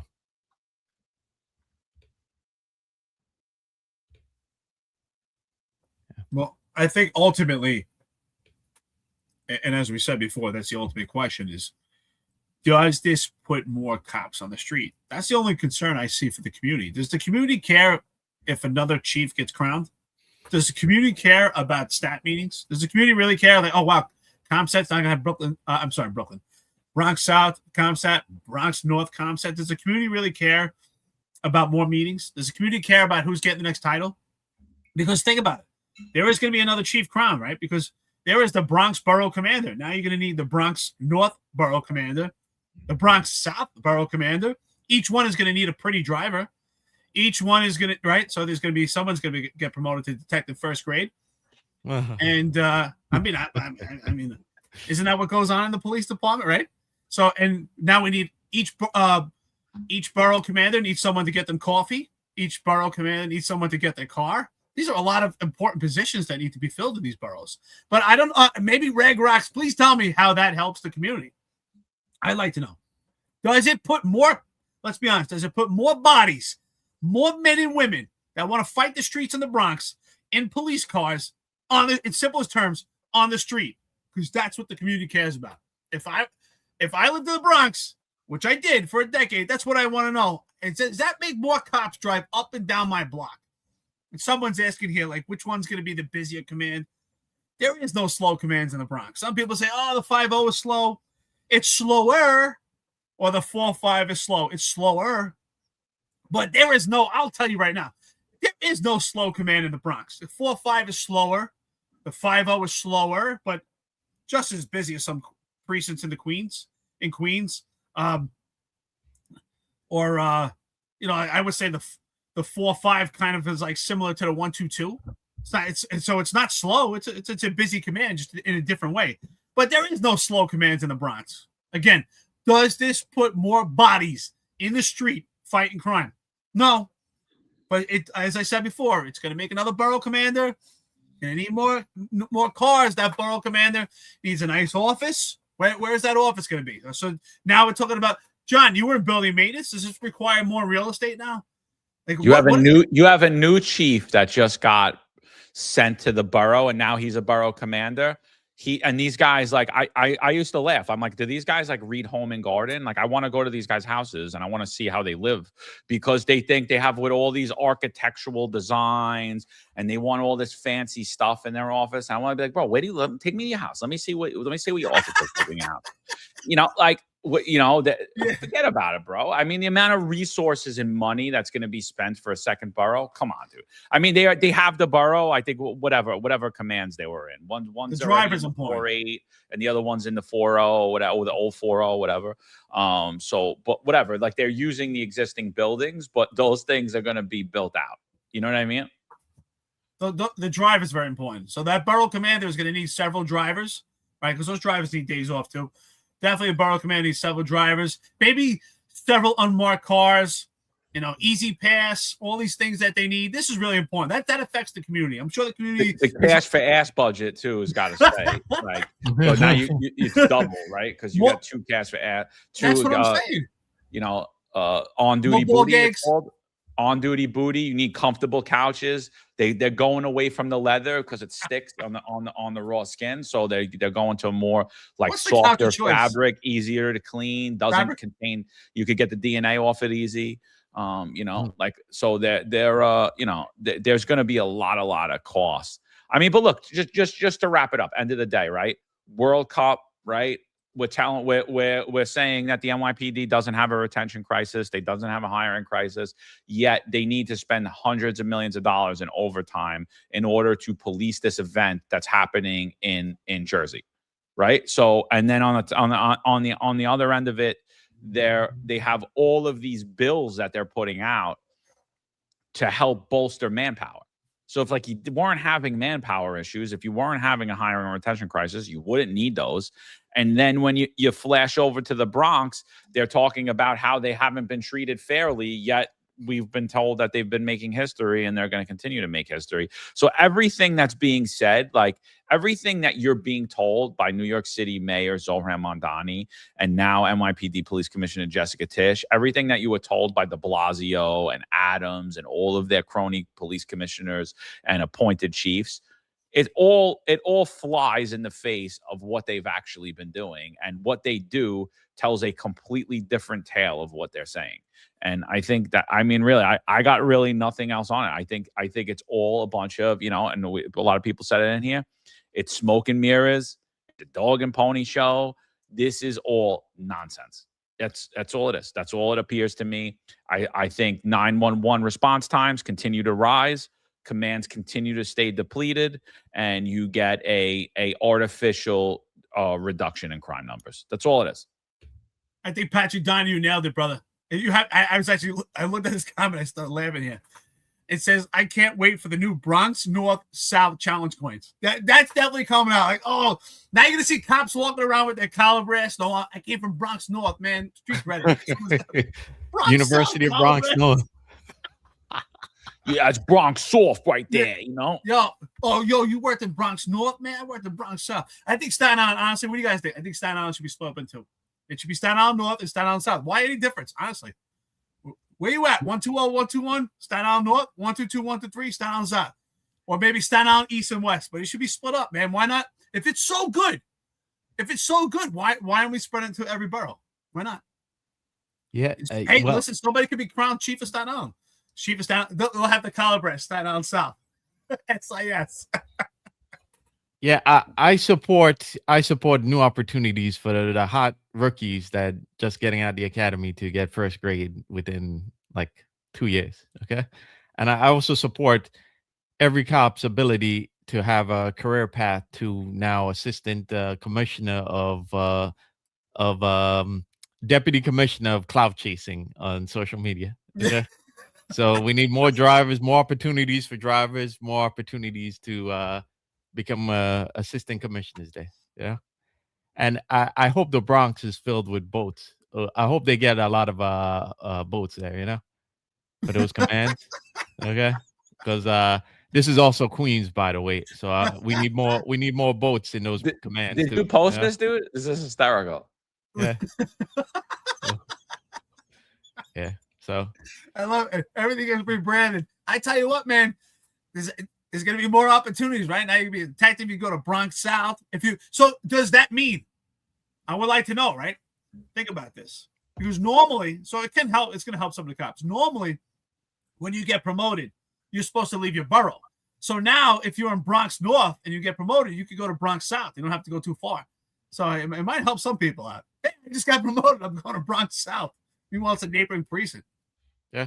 More opportunities for Harbor, guys. That's it. This is going to be really good. The khaki pants, will they be divided up? Like Bronx North, Bronx South, Bronx South Narco. Here we go. Yeah. Yeah. Bronx South Narco should be on WhatsApp. And Bronx North, they should be on, what's that other one that people use? What's the one with an S? What's it called? Signal. Signal, there you go. So Bronx North will be on Signal and Bronx South will be on WhatsApp. All right, you guys got anything else? Anything else you want to discuss today? I mean, we're hitting 2 hours, 40 minutes. Not coffee and donuts, baby. More anything? No. I mean, look, we could go into that infrastructure forever. I got videos after videos of New York City just completely underwater, flooded.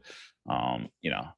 Oh, yeah. Infrastructure is another thing that, well, we'll just put that by the, we don't need infrastructure and we don't need the New York City Police Department. Let's give more of our money to not-for-profits and create government agencies to pay people $300,000 a year to do absolutely nothing. John, 1 minute. And paint their nails. To change, for instance, what's the average cost? I have an idea, but to change, just give people an idea. To change an office around, say you rip it out, put new tiles, you change the walls. Maybe the commander, if he doesn't have a bathroom in there, if they put a bathroom and shower, what's the ticket cost on that? Well, first of all, it's going to be a lot more than just changing one office. But like, if you want to talk about a commander's bathroom where you're going to put an entire bathroom in, you're gonna rough in plumbing, you're gonna frame out walls, you're gonna sheetrock it, you're gonna paint it, you're gonna furnish it. I mean, you're looking at close to $200,000 just for the one office. For the one office. But like, that is not what that is. You know what I mean? Like, you're looking at millions and millions of dollars, dude, because it's multiple offices. Then, you know, somebody asked about how it affects fleet services. It's multiple more cars now that are needed, right? So now that bolstered by millions of dollars. And when you look at most of these commands, they're 100-year-old buildings. How's the roof look? What's it cost to replace a roof of a precinct in New York City? $5 million? $7 million? What's it cost to, you know, the facade of the building that's cracked, that's over 100 years old? Like, what's that? $10 million? You know, what does it cost to keep all of these new, to put all of this new equipment that needs to go in there, all of these new computer systems, all of this high-tech data systems that need to go in there. You have to upgrade the electric. You gotta do all of this stuff. I mean, you're talking millions of dollars, dude. You're talking millions of dollars for absolutely no reason. For most of it is ego-driven and ego-based. You know what I mean? I mean, come on. We've all worked in these commands. I mean, the locker rooms that we worked in, the gyms that we worked out in, they're disgusting. They should have probably been condemned, dude. They probably shouldn't even allowed humans in there. You know what I mean? And like we worked in them and we never complained and we dealt with it. What about the precinct lounges? You remember that? They're disgusting, dude. Disgusting. And like, you know, and think about it. You're already working and like you're so tired or whatever. And like, I would never use the lounge if I didn't have to, if I didn't have like an hour turnaround, right? Because I'd rather go home, shower, sleep 2 hours in my own bed and then go back to work. But sometimes you're forced to stay in that lounge. I mean, it's disgusting. You're breathing in mold. You're breathing in all of this stuff. And so like, I'm a fan of updating all of this stuff, like the lounge, the locker room, the gyms, and I was a big advocate for it while I was there. And that's why a lot of you guys have new locker rooms and new gyms and new lounges. But a lot of it's bullshit when you look at the offices of the executives. It's all ego-based. Like, you know, they want to change the color of their walls every 3 minutes. They want this frame. They want pitches hung. They want all their 511 racks hung up on the wall behind them. It's like, yeah, here's all the women I locked up for DWI, you know, have somebody come in because I can't take a nail in a hammer. It's like, come on, dude. You know what I mean? And it's, you know, building maintenance gets a total bad rap. And I personally think the tradesmen there work very hard, and I think they do really great work. I think people just don't understand construction and how it works, and you don't understand that to operate hundreds of buildings 24 hours a day, 7 days a week is a task that there is not a private company that deals with property management that could handle it better than BMS. Now, could they make it more efficient? Yeah. But you would need the top people in the field to do that. And you're just not getting those people into the New York City Police Department, because those people, their experience, their knowledge, they're worth millions of dollars privately. You're not going to get that to come in and clean it up and run this thing efficiently. And again, when you talk about the infrastructure of the cities falling apart, right? The infrastructure in the NYPD is falling apart. So if you can't fix the infrastructure on the outside, you're never fixing the infrastructure in the NYPD. You know, like cops would always complain, the building floods all the time. It's like, yeah, asshole, the building floods all the time because the street outside floods all the time, jerk off. Like, what are you talking about? What are you talking about? You got to walk out into a puddle. How do you stop it? How do you even if the building was completely sealed perfectly, it wouldn't matter because it would just come rushing in. It would come rushing in anyway because the infrastructure of the city's crumbling. You know, it's like, well, and I'm like, yeah, like take me in your house. I want to see what your house looks like. I want to see what happens when it floods outside on the street and how it doesn't get into your basement. Tell me how that doesn't happen. Yeah, man. Honestly, I know construction well, and the prices. I think you're actually being pretty modest about it because New York City pays the top dollar. You're absolutely right. I think 200. I think it's even more than 200,000. No, you're probably right, dude. I'm just saying like a modest, just like an end around. You know what I mean? But that's what I'm saying. Just to create this whole borough, like I said, because they need. I think it's going to cost millions. Easy, bro. Easy. This is insane. Pat Donahue said, did building maintenance upgrade a recently retired disabled executive's basement for a potential podcast career? If you know, you know. So, it's funny. It's real funny about him because he was always with the John the Builder bullshit and all that. That dude, now I wasn't there when he was the CEO of the 7-9. I was only there for a short stint, even though people want to label my whole career there. But I was there for a very short stint, but I wasn't there when he was the CEO of the 7-9, but he was like notorious. Like they always talked about him in meetings. Like you can't have a guy like Shell call every day and he wants all this stuff. And then eventually, it was rumored that the 7-9 CO's office got redone by the Hasidic community in Brooklyn. And then, Chief Nelson had a big problem with it. And then, the commanding officer of that precinct, John Shell, would walk in and be like, no, I paid for this out of my own money. I paid for this out of my own money. And everybody's like, oh, okay, yeah, I don't care. Like, I don't know why we're even talking about this. But he was, how you have chronic 311 callers?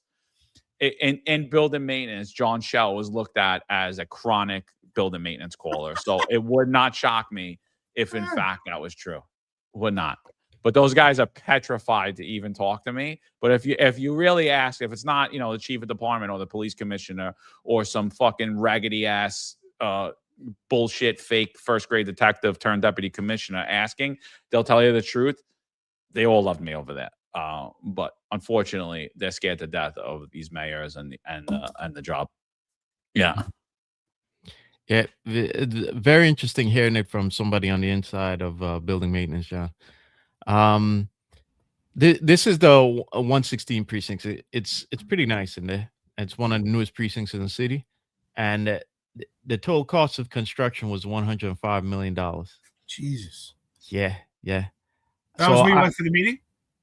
Yeah, yeah, I've been to the community council a couple times there, and but Marlon, take this. It's much cheaper to build a building than to renovate a building. It's like 5 times the cost to renovate what it is to build. Absolutely.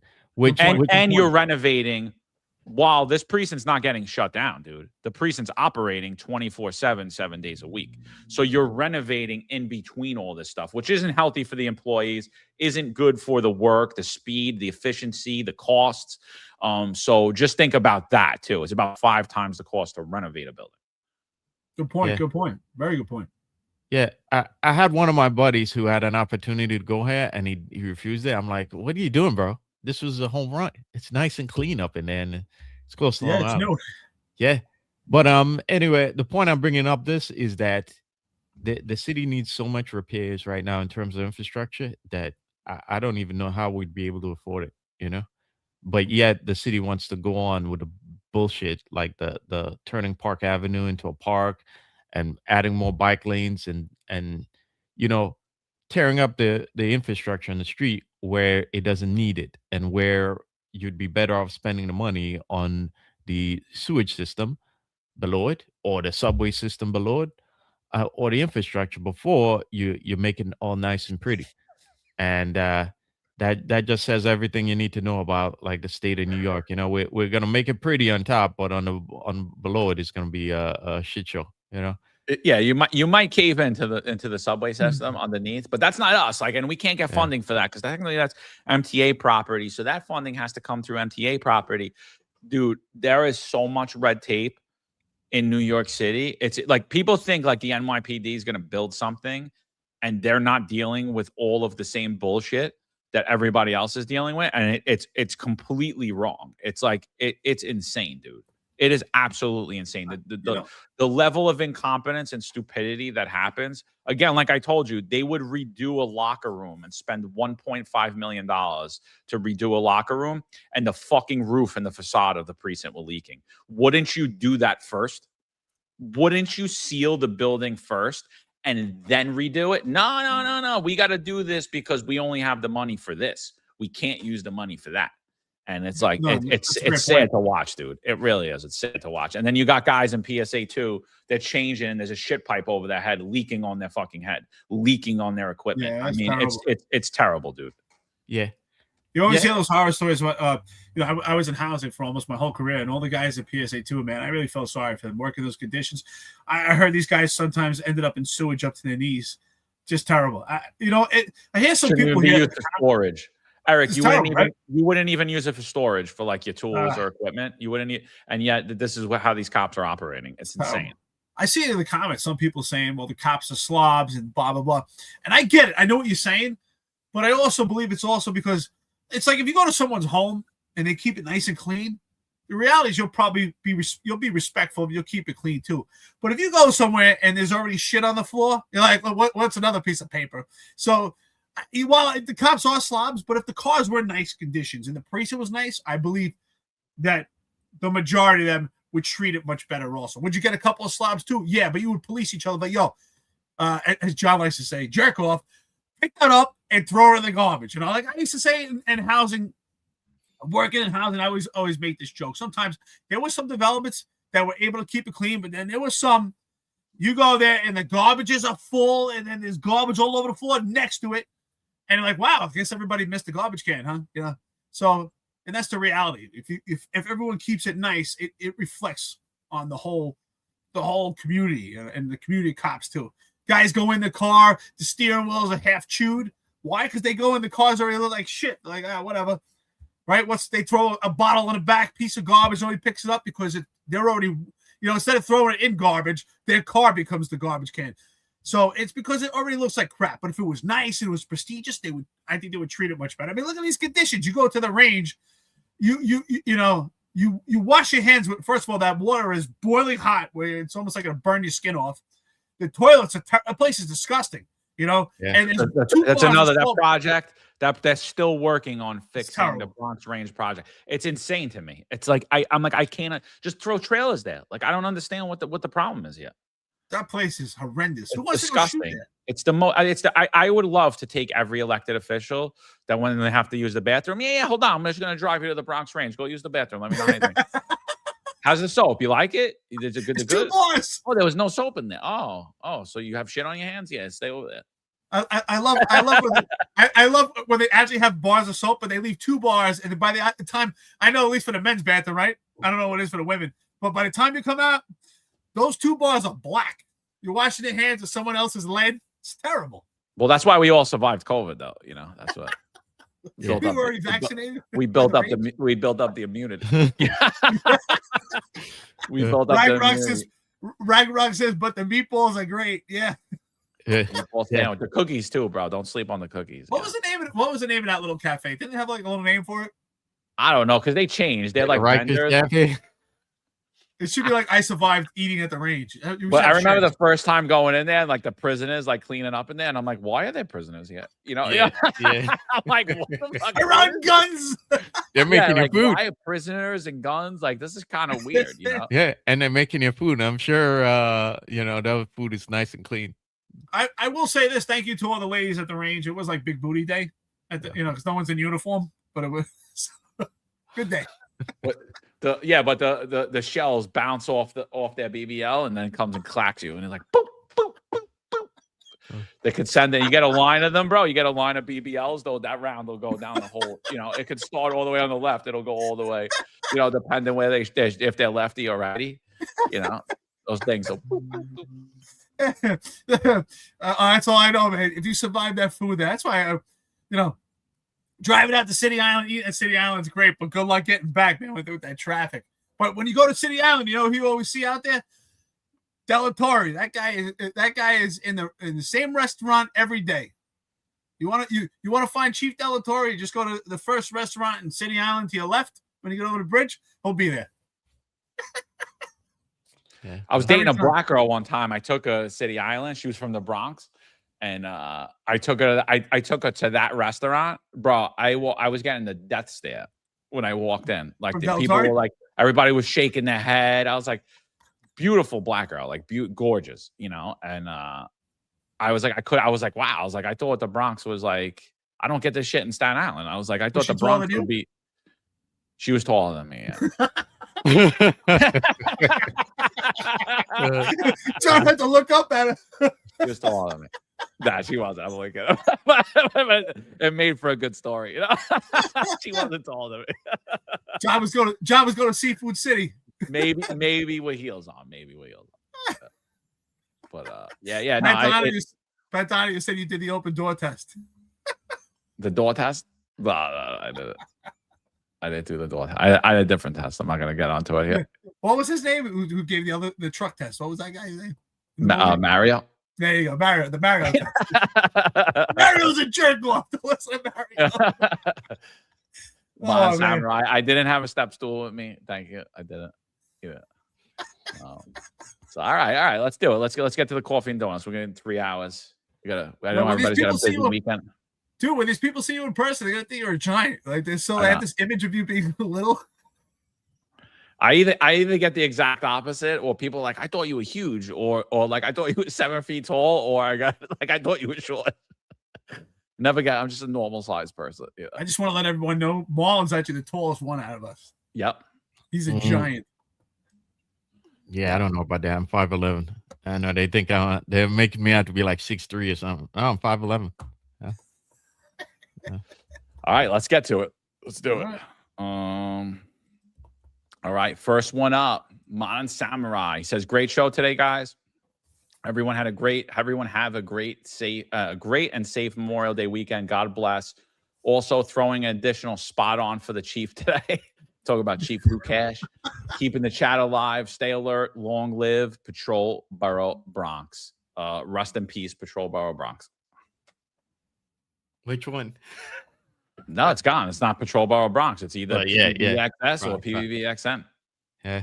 It's gone. Patrol Borough Bronx is now defunct. It went by way of anti-crime, OCCB, all that stuff. It's gone, and its likes shall never be seen again. Pat Donahue. Oh, here we go. What does he got? Take a moment this weekend to, all right. Take a moment this weekend to remember NYPD MOS, members of the service who were killed in action while deployed in military service. McNaughton, Taylor, Lem, freedom is never free. Absolutely, brother. Absolutely. And thank you to everybody who served. I know Memorial Day is a reflection on those who gave the ultimate sacrifice, but still should be acknowledged. Nolan, I cannot even read this anymore. I don't want to say their names. I don't want to talk about it. I like Steve. I don't want to talk about Steve. I can't even read this out. It's like it's ridiculous. It's ridiculous. But thank you for the coffee donuts. Yeah. Thank you for the coffee and donuts. If you have any comments or questions, we'll gladly read it out. I could care less about anything that's going on elsewhere. We're done with that. And for those of you continuously trying to hook us in the chat to talk about them, it's over. We're not doing it no more. Keep throwing the bait out. We'll just ignore you. Doesn't matter. Staten Guy 321 999. He says the issue is they made the extreme scenario the norm. Then they get mad at you and act like a human or have a justifiable gripe. No, then they get mad at you when you act like a human or have a justifiable gripe. They just believe in magic. Yeah, I mean, they don't even believe in magic. They just feed you shit and want you to eat it and say, yeah, this is great. Oh, yeah, thank you. Can I have another? Like, that's what they want. You get fed shit, and they want you to take it down and tell them and say thank you for it. It's like none of what you're saying makes sense. Like, for everything you're saying flies in the face. Everything you're doing flies in the face of what you're saying. It makes no sense to it. Staten Guy again. He says, ask the ponytail how to handle the World Cup. He will tell everyone on a street cop level who took a 62p an hour and 10 on their foot post, a real cop's cop. He'll leave you out there, bro. He goes to meal, never comes back. And then when it's your turn, then he'll show up. And then I just want to say thank you for the coffee and donuts. And Jack 6899 14%. If you're still listening, please tell your daddy.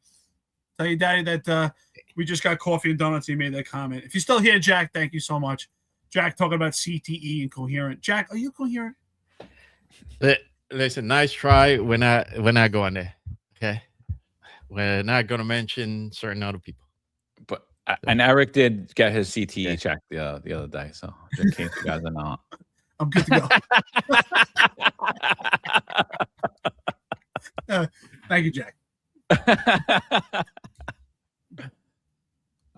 Staten Guy again. Whoa, hitting us up today like crazy. He says, police used to be considered a working class job. A bunch of rich Gen Zs decided that ideology is more important than reality and have decided that it is no longer.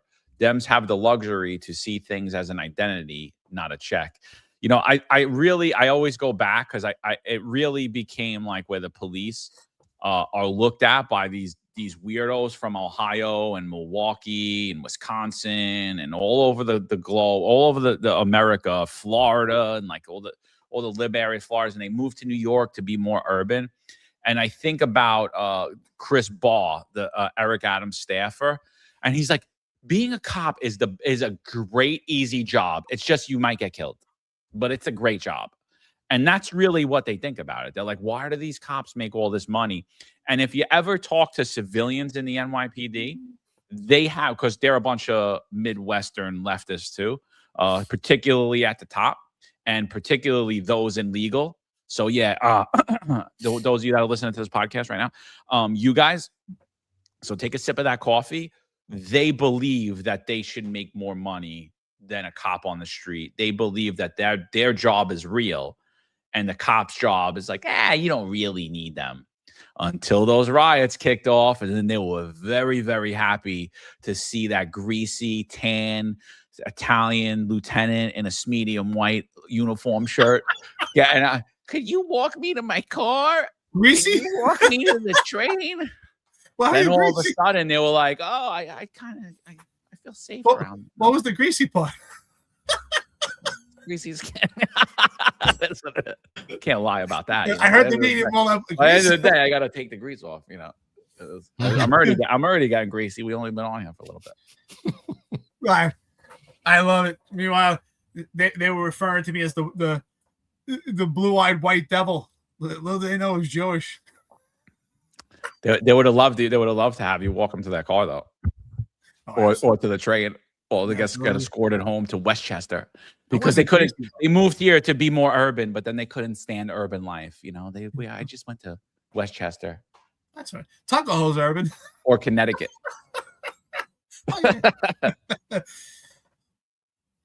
All right, what do we got? We got the Finest 25. He says, spot on, as I say, theater of the absurd. Yeah. That is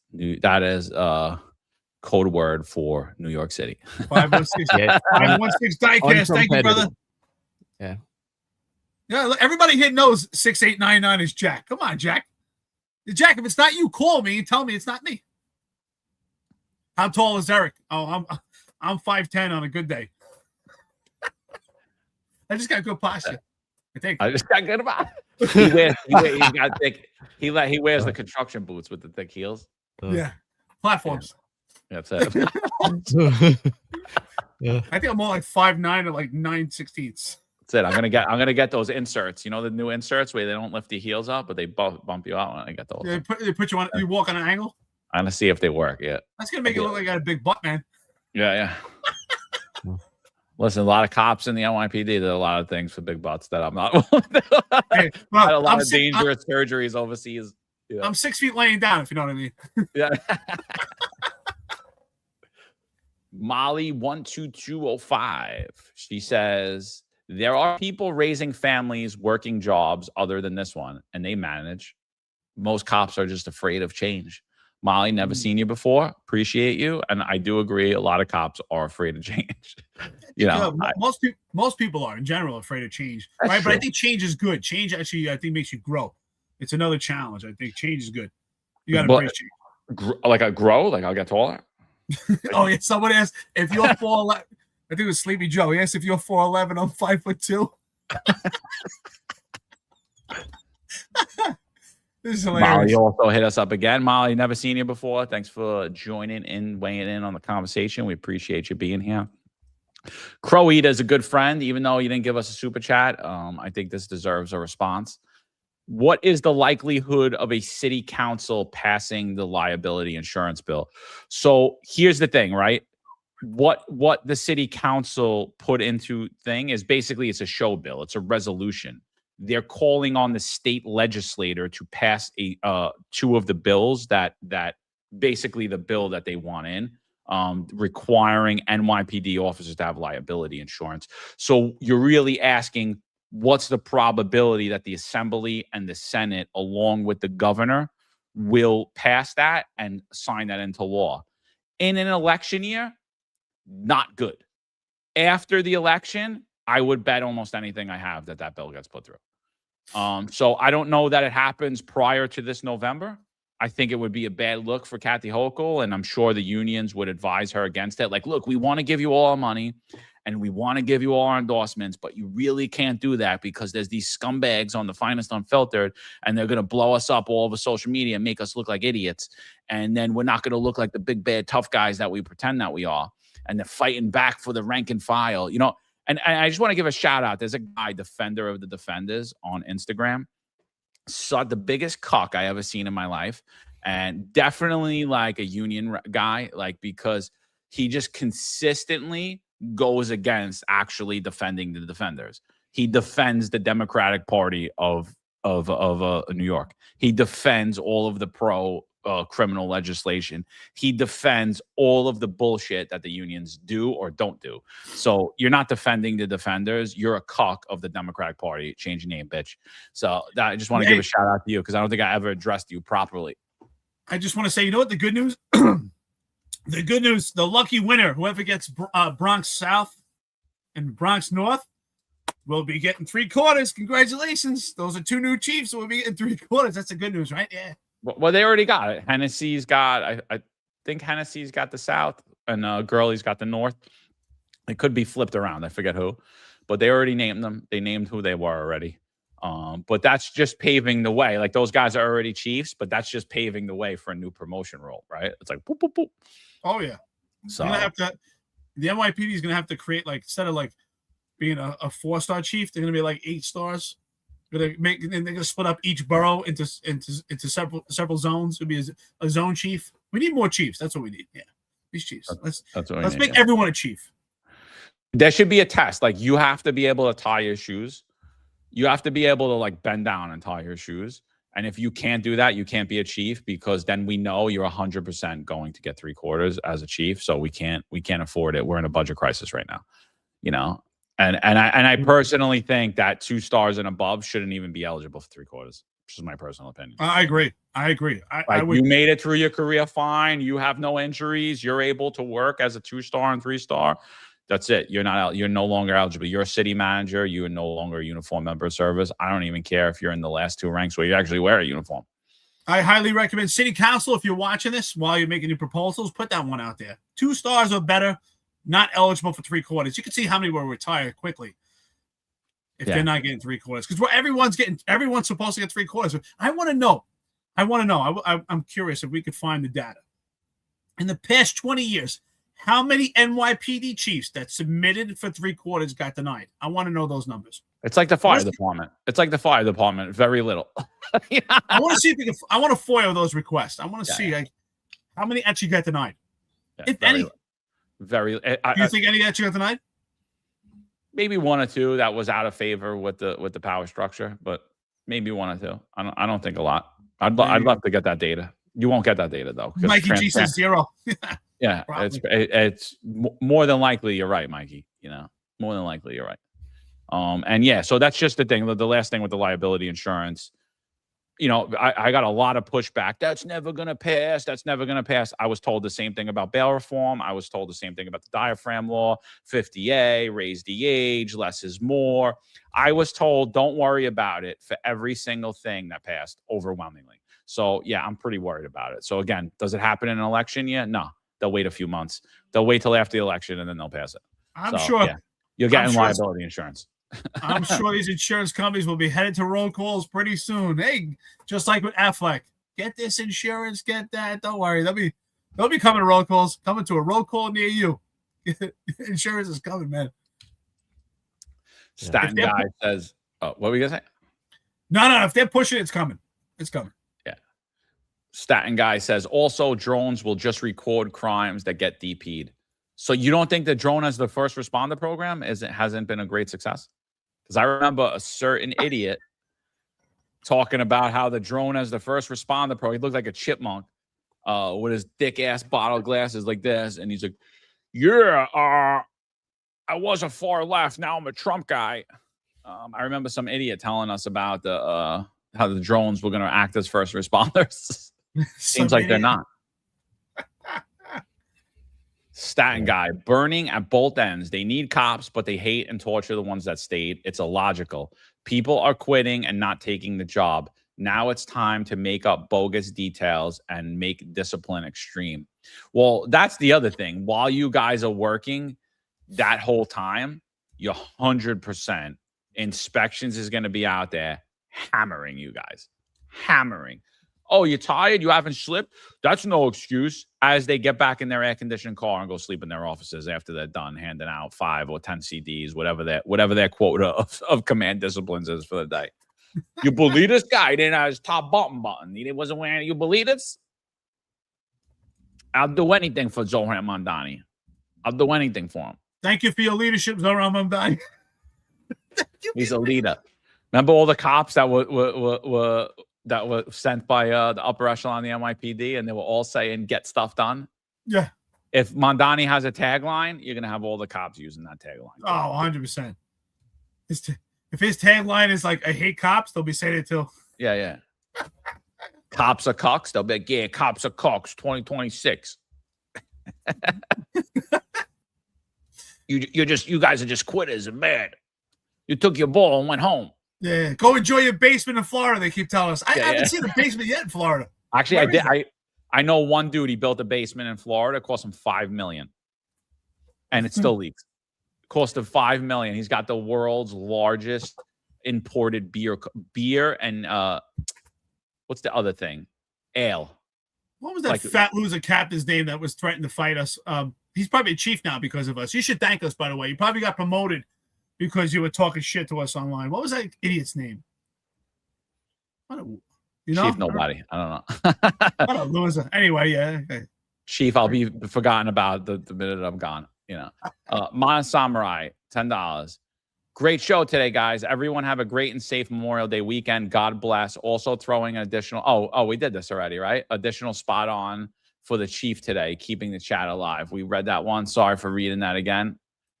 We got Bert, never seen Bert, 6132. Hey, I am a police enthusiast. What sidearm do you carry on duty?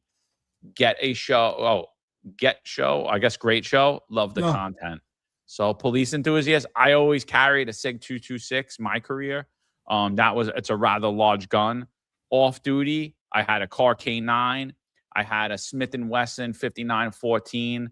I then went to the Sig Sauer P365. Sometimes I still carry that gun, but a lot of times now I carry a 380 Ruger Generation 2 ACP. Yeah, that's what I got now too. I got a 380. I got a little pocket size 380 that I carry. But on duty, it's funny, we all had different firearms, right? Because Marlon said he had the Glock. I had all of them, except the older ones like the car. But I went through a lot of them. I had the Smith on duty. I love the Smith. I mean, it's a heavier gun. It's probably the heaviest one. But I like the way it fires. For me, much more of a difficult trigger pull than the Glock, but I like it. Everyone's hand's different. It worked well for me. Off duty, best gun. I think that should have been on duty is the Car K9, which is the one that they couldn't modify, which is why they. I still got mine unmodified. I saw mine. I never let them touch it. Good for you, man. I never let them touch it. I was like, nah. I just bought the Smith & Wesson 5914. I was like, I'm not carrying this gun if you're gonna mess with the trigger pull. The car K9 fire like a Cadillac. I should have kept that one. I like it. That was a good gun. Really really nice firearm. But I sold it. Don't move. But I think honestly, my opinion, I think it's really stupid that the department says these are the guns you can get. Obviously, some private contracts involved. They should say, carry whatever gun you want as a 9mm. You get the holster that fits it. Carry whatever gun you want. As long as you shoot the rounds in the target, why do they care what gun you have? I think it's the stupidest thing. I don't agree with it. Off duty also, I think you should carry whatever you want. If you want to carry a 380, I think, honestly, I don't agree with that. I've always said I'm in opposition to that. I think it's really stupid. Your bullets hit the paper. Or your bullets, God forbid you're in a situation you hit the target. Why does it matter what gun it's in? I don't think it's stupid. I don't think there needs to be uniformity on guns. You should carry the one that works best for you. And especially the fact that they modify it. There are plenty of people that have a small stature and they can't even pull that trigger. Absolutely ridiculous. Yeah, I like I said, I started with the Smith at the academy, and then I had to chase a kid from Bainbridge and Malcolm X, and then after that, I was like, screw this, man. I'm getting me a Glock. Sold that gun to another cop, and then I bought a Glock, and I love that Glock. Stupid department, I had to take my firearms when they got rid of me, but I'm making moves now to get my stuff back. So, but yeah, I had the Glock, and off duty, I had basically every off duty that came along from the Glock 26 onward. And I finally, I finally got the Sig 365, which was my favorite one. I love that gun. And that brings up a point that I've been thinking of. I think we need a Finest firearm channel. And at some point, I really want to start that. Because Let's do it. there's a lot of cops who love guns too, and I think it would be great for us for like a more of like an amateur just getting started type of gun enthusiast channel. Yeah, I let's approve do this it. message. I'd love to do it. I definitely I've had a gun now for over 20 years, and I mean, I was always familiar because my father always had guns too, so I was always familiar with guns, but I still consider myself a novice in the gun range. Like I'm definitely more proficient than the average Joe, but I wouldn't consider myself an expert. Like safety wise, I think I'm very good. As far as like modifying guns, working on guns, that's something I would like to be able to do. But another bill I'm going to do a video on probably in a few days, probably next week.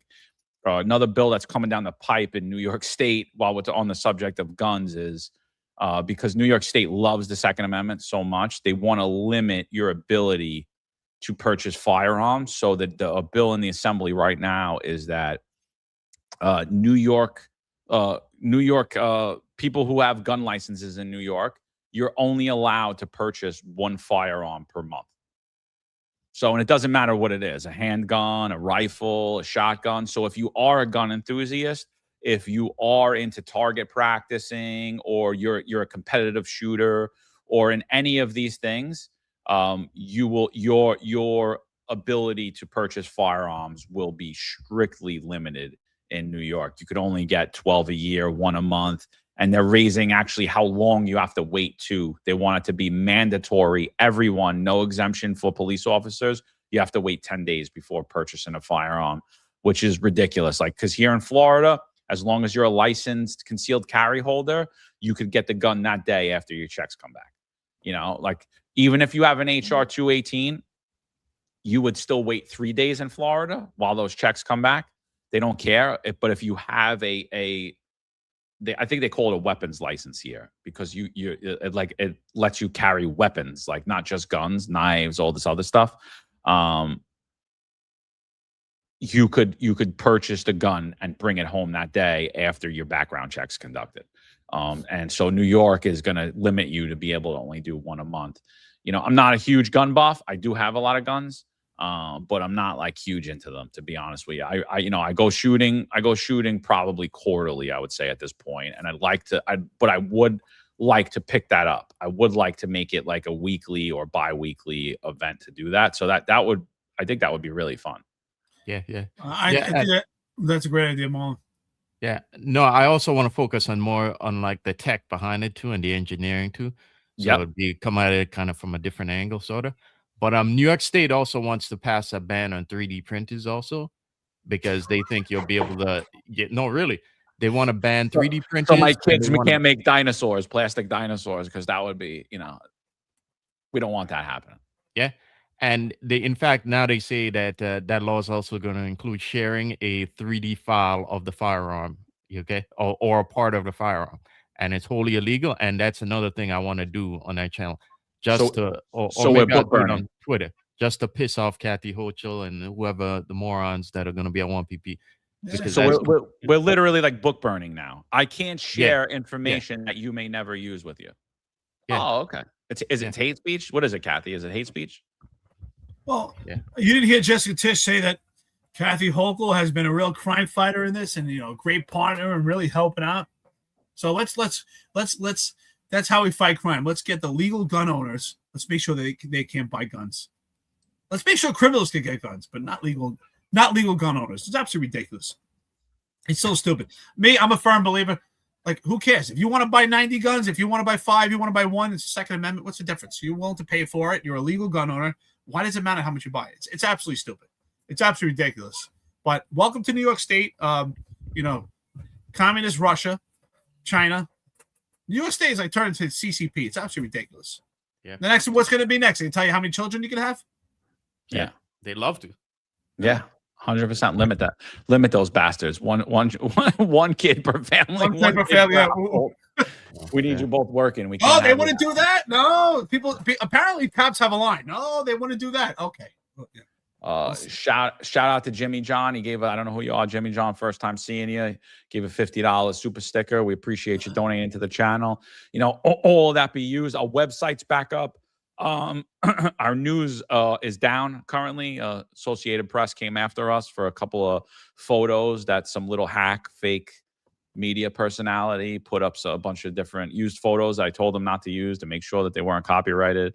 And so I had to pay out a lot of money for that. So, but the news site's down, but the website's back up. So if you need to contact us, any of us, that'll be up there. Sleepy Joe wants to know how I got over the 6-foot wall. I have an extremely high vertical. It's higher than any NBA player ever. You know, so you ever see Nate Robinson dunk? I jump higher than him. I jump higher. I told Spud Webb. Yeah. I told you the time it was hilarious. One time it was me and my crime guys in PSA 7, and we had to go to the police academy for something. I forgot to get like a piece of paperwork. It was at night, and we're all in uniform. Like, let's all go do the JST for fun. And we I don't want to mention a couple of guys actually couldn't make it over the wall, but it was pretty funny. So, but I ran the whole JST in uniform. But the people that worked there, like, what are you guys doing? Like, we're just having fun. So they just came. There was a sergeant there and a cop, and they were laughing their asses off. We were all filming each other doing the JST. I just want to let you know I finished it in good time, in full uniform, as a lieutenant. The old academy or the new academy? In the new academy, yeah. We ran in the new academy. We ran and did the whole JST, and a couple of guys couldn't make it over the wall. Most did, but you know, I never got to play basketball in the new academy. I never got to work out in the new academy. That is a nice facility. I mean, it's a huge waste of space, but it's a nice facility. Did you eat there? Because the prices are insane. I ate there. It was a lot. It was a lot nicer than because you know, training or whatever. It was a lot nicer than the Bronx range. Yeah, but they don't even same thing. They have the vendors in there. It was like the same type of price stuff. of everything was ridiculous. Yeah, insane. Yeah, it is a little high. Yeah, it is what it is. So you got to bring your own lunch, bro, so you can afford your liability insurance. That's that, people. You know, I got a cup of coffee like $5 just for the coffee. Like, here, and the coffee's terrible. Some of the stuff there was decent, but whatever. All right, peoples. Let's wrap it up. I hope everyone has a great and safe Memorial Day weekend. I hope you get time to spend with your friends and family. Those of you who are out there, be safe. Be alert. Stay away from the booze. I keep seeing guys getting collared for DWIs. You know, there was something that a lieutenant told me very young on. He said, I'm never gonna get arrested for drunk driving because I took that feather out of their hat. They're never gonna get me for that because I don't drink and get in my car. And I followed his advice throughout my entire career. I still follow his advice in my retirement. I don't drink anymore, so it's a lot easier for me to say, but I did for a time. I would drink occasionally on the weekends, but I would never get in my car after because it doesn't have to be you. It doesn't have to be you that makes that mistake. Somebody could bang into you. Next thing you know, you get some guy that's looking to get a rack behind them and start a podcast, and he's going to be like, yeah, collared. I got 3 collars in 3 months for DWI, and, you know, this guy blew .01, and you jammed up, and you fired, and your life's a disaster, you know, or you kill someone, and now you're facing murder charges. So if you're gonna drink, if you're gonna be a baller, if you're a baller, you got your fancy watch, you got your fancy car, get on your fancy little iPhone and use Uber or use Lyft or use whatever else, or call a friend or call one of your gooms to drive you home. You know, it is what it is. And when your wife asks you, you'll be like, I don't know who that was. She just gave me a ride home. You know. Hey, listen, 3 hours and 22 minutes into it. Like, share, subscribe. Thank you, everyone. I love the engagement. It's good at the end. I think we have a little fun. You know, we talk about some real serious issues and trying to get some messages out there. People understand the gravity of what's going on with the separation of the boroughs and really the administrative part, the bureaucracy versus is it good for the community. So Rag Rocks, you know, I appreciate your opposition. I hope that you understand our point of view and perspective and in my opinion, see that it really has no impact for the community. Does it make it better? And that's ultimately what we're talking about. In the end, I was on the end here. We're having some fun here. We should have some fun. Thank you for the engagement. We appreciate it. Like, share, and subscribe. Jack, thank you for watching the show, brother. We appreciate it. So, Marlon, you, brother. Yeah, have a great weekend, guys. Thanks for joining us again, and thanks for your support all throughout the week. We appreciate you. Stay safe and have a happy Memorial Day. Absolutely, peoples. We'll be back at you Monday morning. We know it's Memorial Day, but the other news agencies don't shut down. So either are we. We'll be back at you Memorial Day, bringing you the latest happenings, what happened over the weekend, and everything that we missed on this Friday. So appreciate all yous. Again, shout out to everybody with the coffee and donuts, everybody engaged in the chat. For those of you who watch on Facebook, on Instagram, on X, we really recommend you come over to YouTube. Not going to lie, helps us financially by you guys viewing on YouTube, but it also makes the chat a little bit more lively for you because you can't see all the comments. You can only see what I'm bringing up on the screen. A lot more lively in the YouTube chat. So appreciate everybody. All right, guys. That's it. We're out. Take care. Finest Unfiltered. Sepify everybody, anyone who served, and those who gave up their lives, men and women. Thank you. There's a handful of retired officers that don't live in the state that have a lot to say about the dream team, as I like to call it. All of a sudden, they retire and have a master plan on how to fight crime, but nothing to contribute when they were here. They want to come back and be part of the dream team. What can I say?